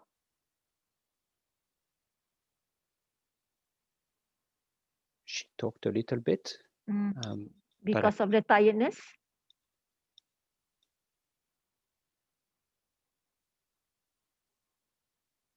I don't know if it's because of the tiredness. I did not notice anything different.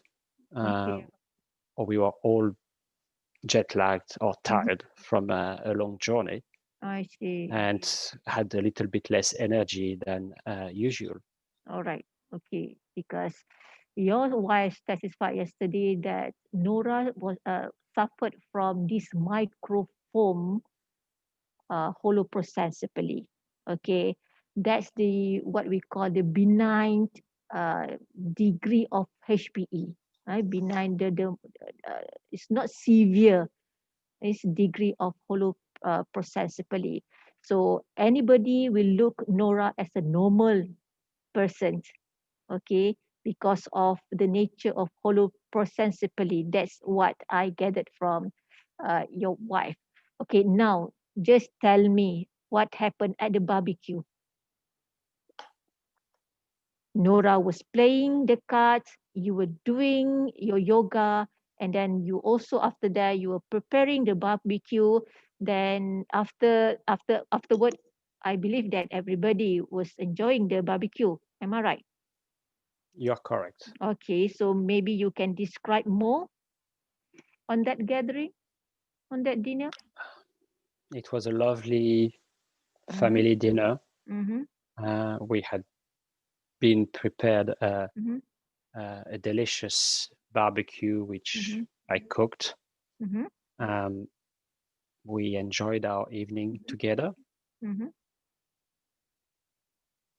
Okay, then after that,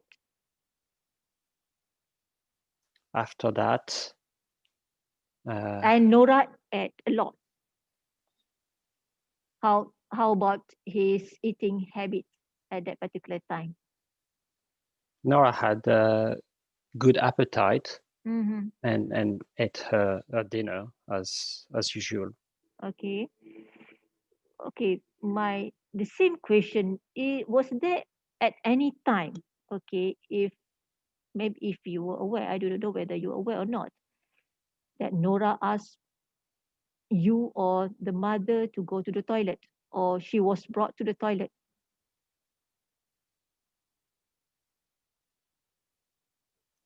Sorry, when?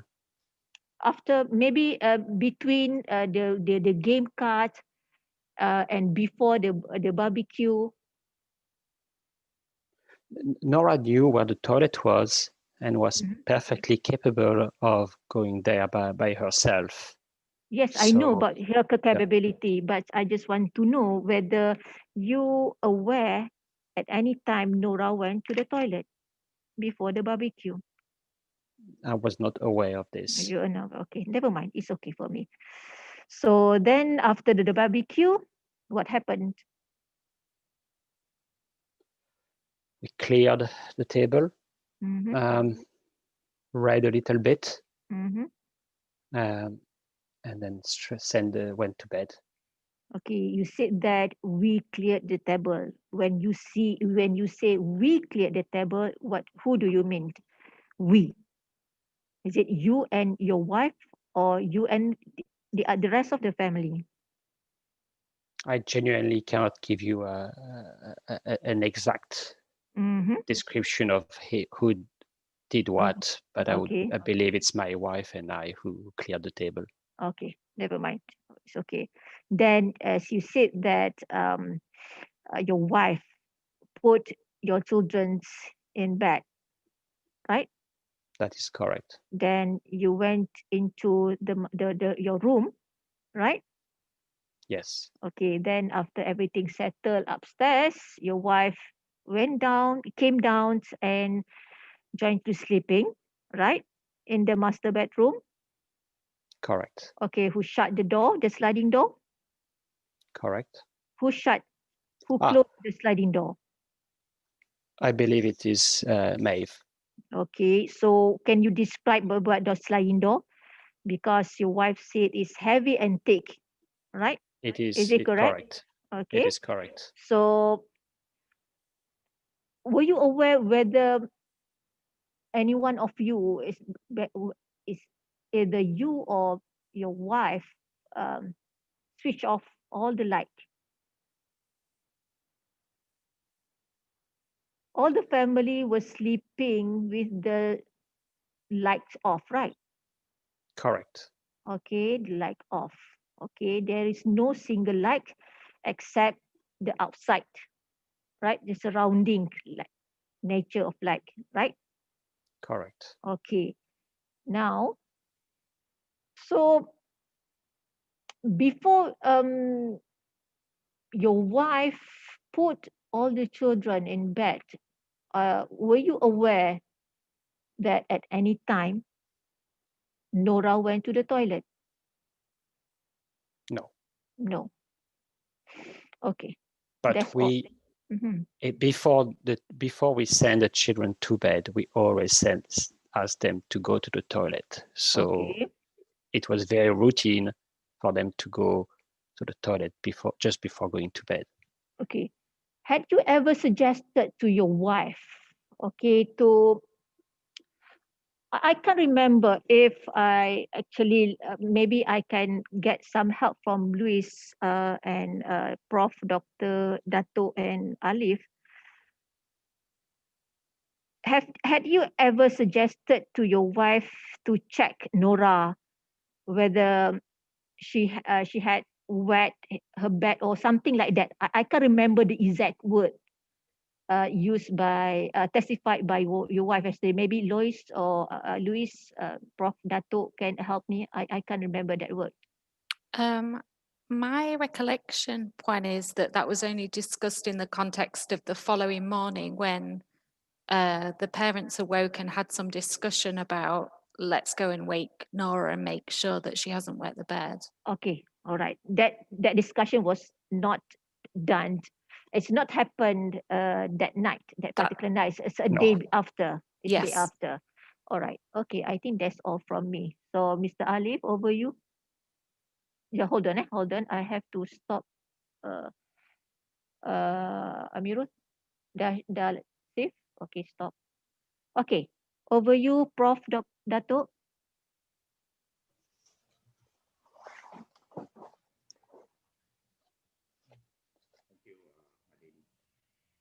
Just a few questions. I can't hear you. Can you hear me now? I can hear you now. Yes, Mr. Sebastian. First, let me empathize with your tragic loss. I act for Dusun, and I just want to clarify some matters for which you may have some knowledge. Now, first is as regards the room itself, the Sora House room. Now, the one or two questions on that. The door is easier for people to access the door to go in and out than the window. That's quite obvious, isn't it? I mean, to go out. It's easy to go out. Yes. Yes, to go Yes. in, the door was locked. So I mean, to go out. Yeah, correct. Yes. And there was a very easy to operate latch on the door itself. Is that correct? I beg your pardon? Not a difficult thing to open the door latch. It's not particularly difficult. And Nora and perhaps the other siblings were familiar with opening and closing doors because you said that in the plane she went into the toilet, obviously locked, unlocked, and so on. So it was not an effort. It's not a difficult task in your assessment to open that door. Do you agree with me? I think it is possible for any children to open this door. And for Nora in particular. I believe Nora would have been capable of opening this door. Yes. Now the staircase is very close to your bedroom door. Would that be right? Correct. You said you heard. Did you hear someone go to the toilet at night? Because Ines, your daughter, said she went to the toilet, and the only toilet that you all identified was the one in your room. So did you hear Ines go to your toilet that night? I did not. the noise, the muffled noise that you said you heard outside the bedroom door, did it cause you to be a bit concerned? You know, there is a foreign noise coming, muffled noise outside your bedroom door. You heard it. Did it As I said, I was half asleep. No, I know. You're I half was in a asleep. semi-conscious state. So Yes. did it Yes, cause concern? It did not, because I did not get out of bed. I know. So I'm just asking whether it caused you were semi-conscious, you were tired, you were sleeping, but did you heard noises? Did it cause you did some alarm bells ring? You know, because your children are upstairs, you're hearing somebody in the room outside your bedroom door. Did it cause you some concern? As I described it, it was just muffled noise. I was not muffled fully noise means muffled. Maybe you can describe muffled. It's hard to describe what it is. It's just muffled noise. Was it muffled as in voices, or muffled as in people moving, or what? I can't paint an accurate description, and this is why I described the word muffled. No, I know, but we are trying to just to identify what you mean by that, so that at least we're on the same page. You see, we don't mischaracterize what you're saying. So we can help us with that. It will be quite useful. What's the nature of that muffled noise? Was it in terms of movement, or was it in terms of voices? Or things moving around, roughly? Probably a combination of both. Combination of both, some voices and maybe some movement. I wouldn't say voices, probably more muffled noises, maybe whispers, but not clear voices. Whispers, that means of people talking. I wouldn't say go whisper. as far. You see, what I would understand from whisper means a softly spoken voice is a whisper. Would I be right? Not exactly. As I said, I was half asleep, which is why I can only use the word muffled, because I cannot describe accurately and exactly what the nature of the sound was. Yeah, but I just want to just zero in a little bit. When you say muffled means, you know, it is not loud, it's a bit obscure and so on. I understand that, you know, I'm not trying to trap you or anything. I just want to clarify. So when you say muffled means it's not loud, it's sort of very blur. But what was it? It was movement, things moving, or whisper. You said whisper suggests somebody talking. Would that be right? It felt like there was some movement. Correct. And when you say whisper, that means somebody talking as well. Because whisper, you know, when I whisper something, if I now whisper something, you won't be able to hear it. So I have to speak loudly. So whisper is somebody talking very softly.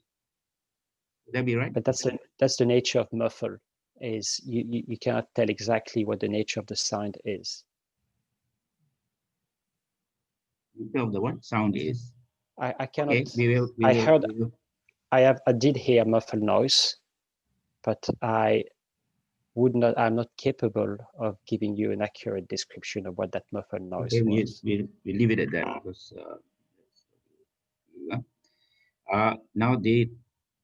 so now just to clarify, your children were upstairs, so you did not feel that there was any security issue involved that night. You did not feel that your children were in any kind of threat that night. Would I be right? That is right. That is correct. That's correct, yes. And so now your children also at that night, your children and you all, I think, felt very hot, very warm. Correct. And your wife testified as a result of that your children were not very keen to put on the whole pajamas because it was very hot, very warm. Right? I mean, that's what she testified. So they didn't want to So fully clothe themselves. I was If you're not clear, doesn't matter. I was not involved in the pajama thing, but I Okay, can that's confirm fine. it was very hot. Yes, that's fine. Yeah. So it was very hot. Now, but it was quite an open place. The balcony was very open. So did it cause you concern that the window could not close properly? You know, it was very warm. I was not aware that the window couldn't close properly. You were not aware that the window could not close properly? No. Is that what you're saying? Yes? Yes. Yes. Now, let me move on to something else.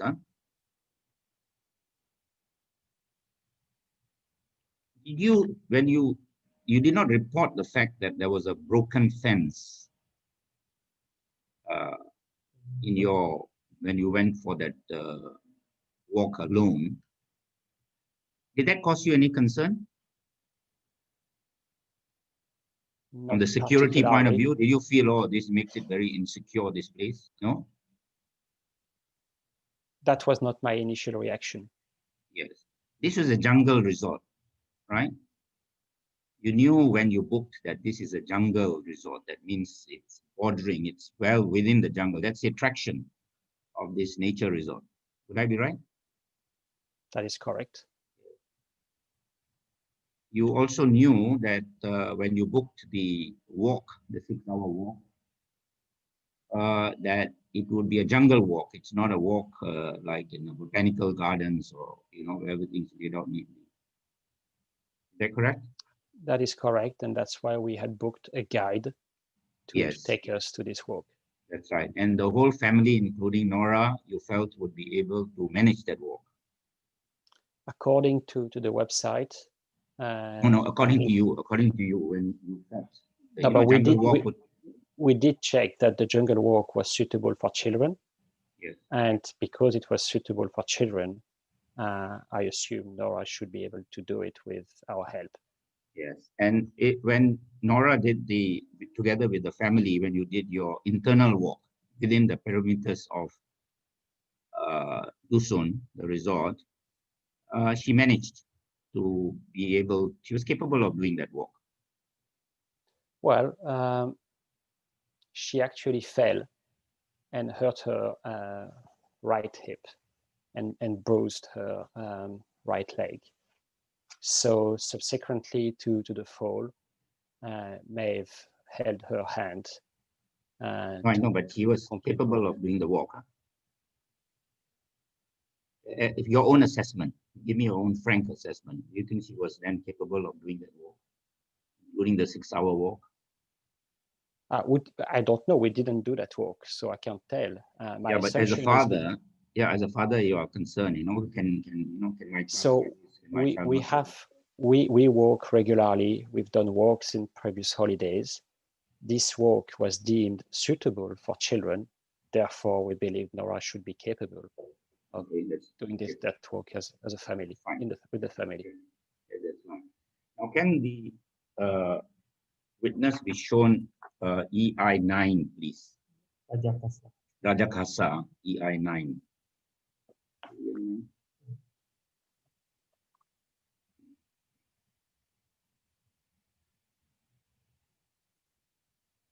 Mr. Sebastian, can you see this? I can. Yes.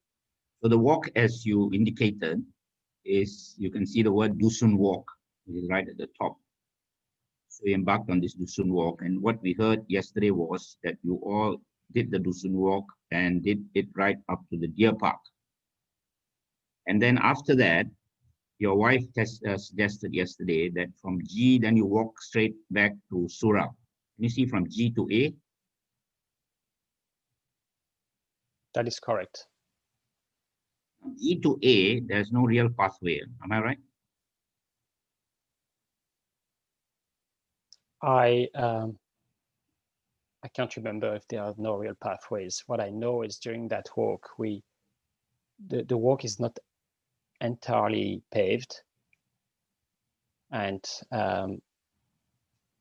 perhaps that from J to A, it's not, I can't recollect to what extent it's signposted.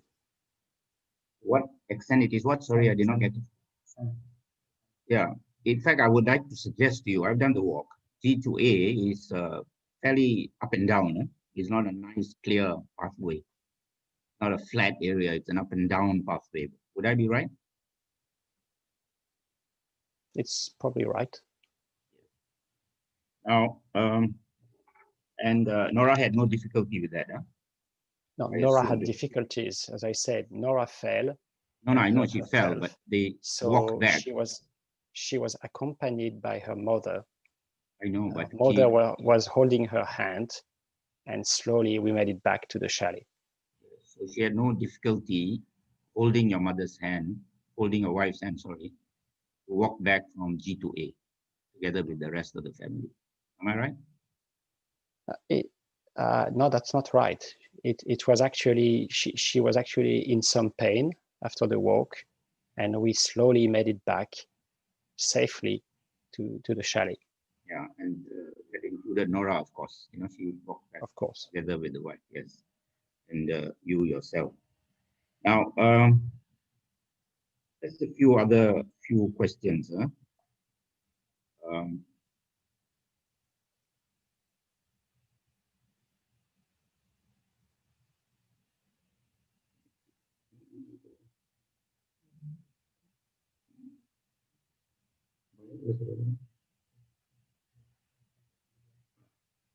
Now the booking, now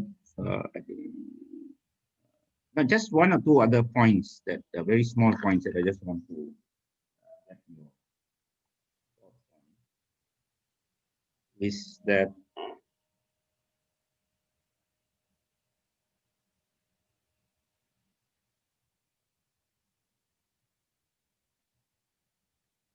you said that when it was put to you by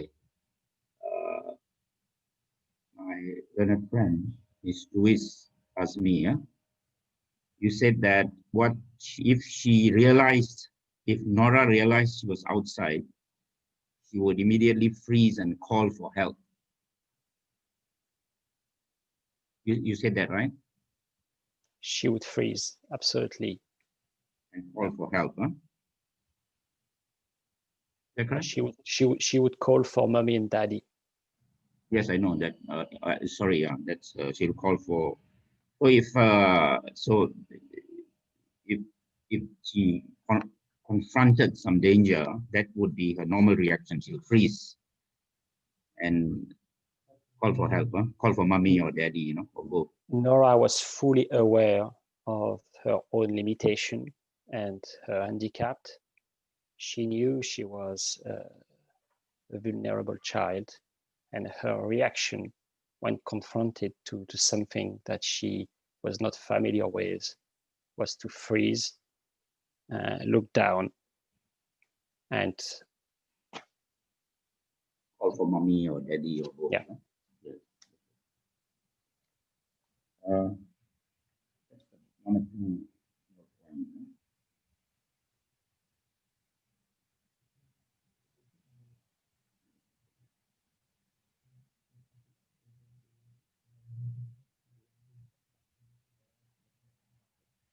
Now, just another one or 2 points. The kind of tub on the right. You remember there was a bathroom on the left, and then there was kind of an open space on the right where there is like a sunken bath, which you noticed. Which you Want say to see the photo, yes, Prof? Okay. yes, please, yes, please. Perhaps you can show the photo, which is photo number.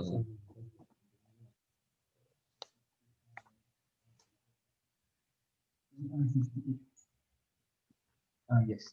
Now the sunken bath on the right hand, you said that you did not notice that when I did not notice. on the first day. Correct. But it was in this kind of situation, right? I mean, the visibility was like this, no different. Am I right? I don't know, because I did not notice that that particular area. I know, but when you noticed it, maybe the following day or the day after, whenever you noticed it, it was in this condition, it was in this visibility condition. Would I be right? When you noticed it, doesn't matter when you noticed, you didn't notice the first day? Probably, but I have no exact recollection of what the visibility was like from this place. Okay, when did you first notice this sunken bar? I don't know, because it must have been during the week when we were searching for Nora, and clearly my mind was not on that particular space. So I can't tell you if and when I noticed this this area. But you did notice it, no? Eventually you noticed it. Yes? You must have noticed it because it's there in the room. Most likely. I just can't remember this room, but most likely. You don't remember seeing this room at all, or you remember seeing it at some point? I don't. You don't what? I don't remember this room. At all? Ever? So this is the first time you are seeing this room? Yes. And throughout your stay there, how long were you there so you stayed in Sora House for some period of time, right? We stayed in Sora House for the whole Roughly. duration. So that's 10 days. 10 days. And throughout the 10 days, you never noticed this place, the one on the right. Are you suggesting that? I did not notice it. It doesn't mean that I didn't see it, but I don't remember this in particular. So you no, I'm having some difficulty. Maybe my language comprehension is not so good. When you say you noticed it, you didn't notice, but you doesn't mean you didn't see it. What does that mean? So just clarify so that we just can move on. It means I have no recollection of this room, but it is entirely possible that I saw it. This was a facility that was given. This is an added facility for purposes of people enjoying this room. You know, it's a sunken bath. And going to the sunken bath, drink, bathtub. This was a facility that was an appendage to the room itself. Was it not? You will appreciate that given the circumstances, I was not in the right frame of mind to enjoy a drink in a sunken bath. Okay, I'll leave it at that. Huh? Okay, then I think I'm pretty much done. Let me just make sure that yeah, just now on that first night you said and your wife also said the same thing, that the only toilet that you used was the one that you noticed or that you had access to was the one in your room. Is that right? That is right. I only noticed the second toilet on the Sunday. So that would also apply to your children, and because your wife also said the same thing. Correct. So that would obviously also apply to your children. Would I be right in concluding that? All I can say is I had not noticed that there was a second toilet. So about your children, you can't say? Or I did not give any instructions to my children because I was only aware of, I only believed there was only one toilet, which was in the bathroom. Yeah, my point is the same. That means the family only used that one bathroom for use, right? That is correct. Then one or two small points, which is, did you notice any dogs in the resort when you went there? Because according to Hanim, there were dogs in the resort. Did you Not notice in, any? Maybe you did not notice. not in the first day. Yes. And then you noticed it subsequently? The dogs in the I resort? believe, if I remember correctly, that Hanim had a dog. Yes. Now, and you know where Hanim's place was? It's just above yours, isn't it? Correct. Yeah. Just one last question. That night, or that whole night, maybe because you were deep in sleep, but you did not hear any dogs barking. Would I be right? I did not hear any dogs. I have no further questions. I'm thankful to you, Mr. Sebastian, for Okay, thank you very much, Prof. Dato. So now we go. Can I, Puan Atika? Puan Atika, is there any additional question from your side? Yes, just a few. For Mr. Quoirin. Mr. Quoirin, did you follow the search for Nora other than the one you said on the 4th, Sunday? Yes. Did you follow the search for Nora other than that night? Well, I searched for Nora that morning, Mhm. that afternoon, and that evening with the police. And that was it. I was instructed by the police after the Sunday that I should stay inside the resort. So only on the 4th, the whole day of the 4th. That is correct. Right. Mr. Quoirin, considering that you did not follow the police or the search and rescue teams on the next days, on the other days, when you said that the police did not take the matter as urgent or serious, would you agree that's your opinion? That's just your opinion? I think on the Sunday, on the first day, the police were slow to react. That's a matter of fact more than an opinion. And I would agree that from Monday evening, the police had deployed significant resources to search for Nora.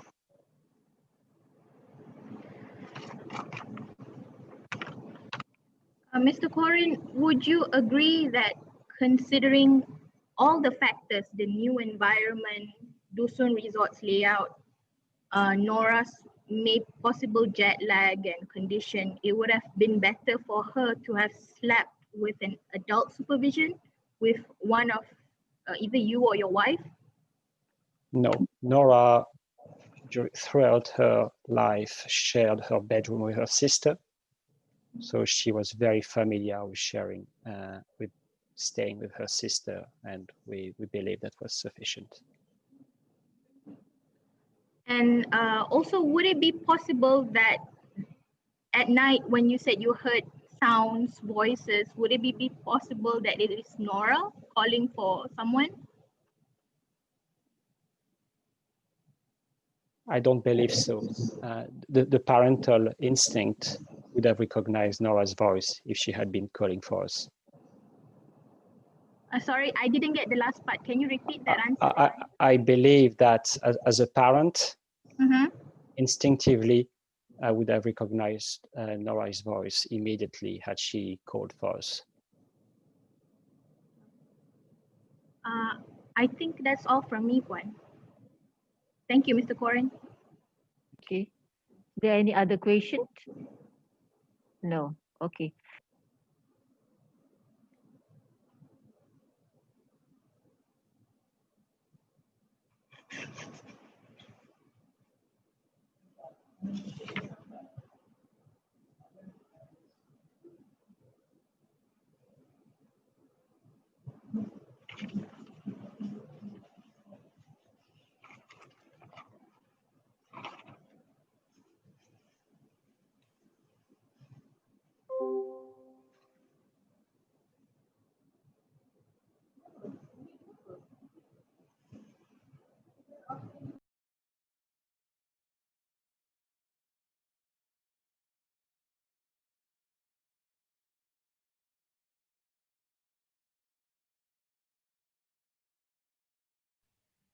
Puan, if Puan saying something, I think Puan is on mute. Sorry. Okay, hold on. Um, Dabi,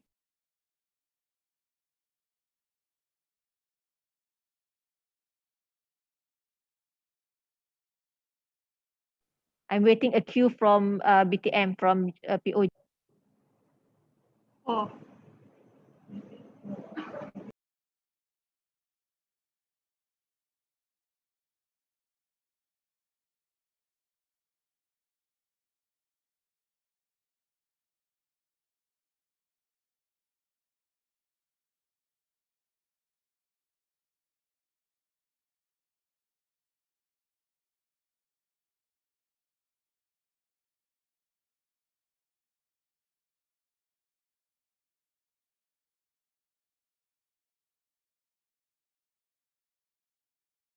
Okay, how about the child witness?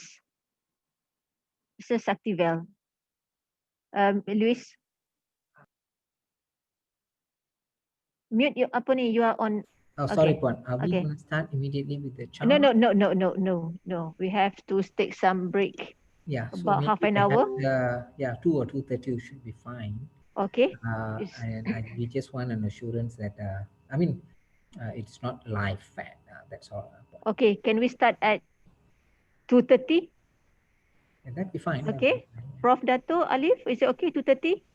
2:30. Puan Atika 2:30? All right. Luis, Lydia. Okay, see you on at 2:30. All right, thank you everybody. Thank you. Bye-bye. Matters to them. Thank you, Puan. Thank you. Oh, that means she released him. We couldn't hear.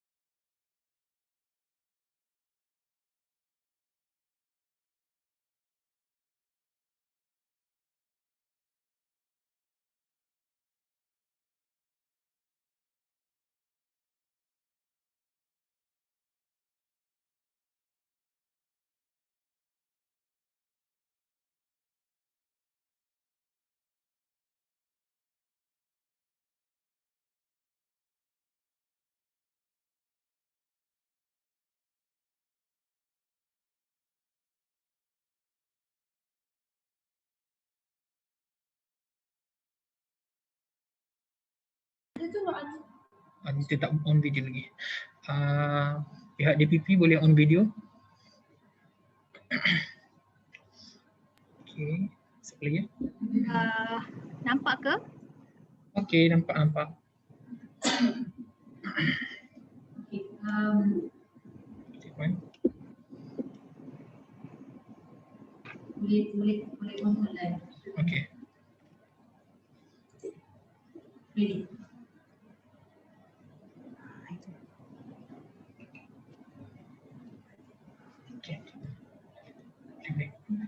Dengan izin Puan Koroner, sambung inquiry dipanggil semula 65A103/2020.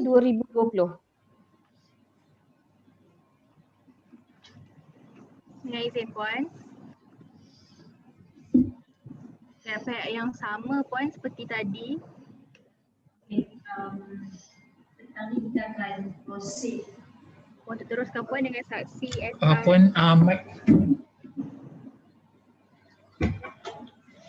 Okay, alright, okay. Alright, petang ni kita akan proceed dengan child witness. Macam humming. Okay, kita akan proceed dengan child witness. Okay, as kita punya agreed arrangement, the proceeding will be in camera. So, no live streaming. The live streaming will be off. Okay, so you may turn off the live streaming, Amirul.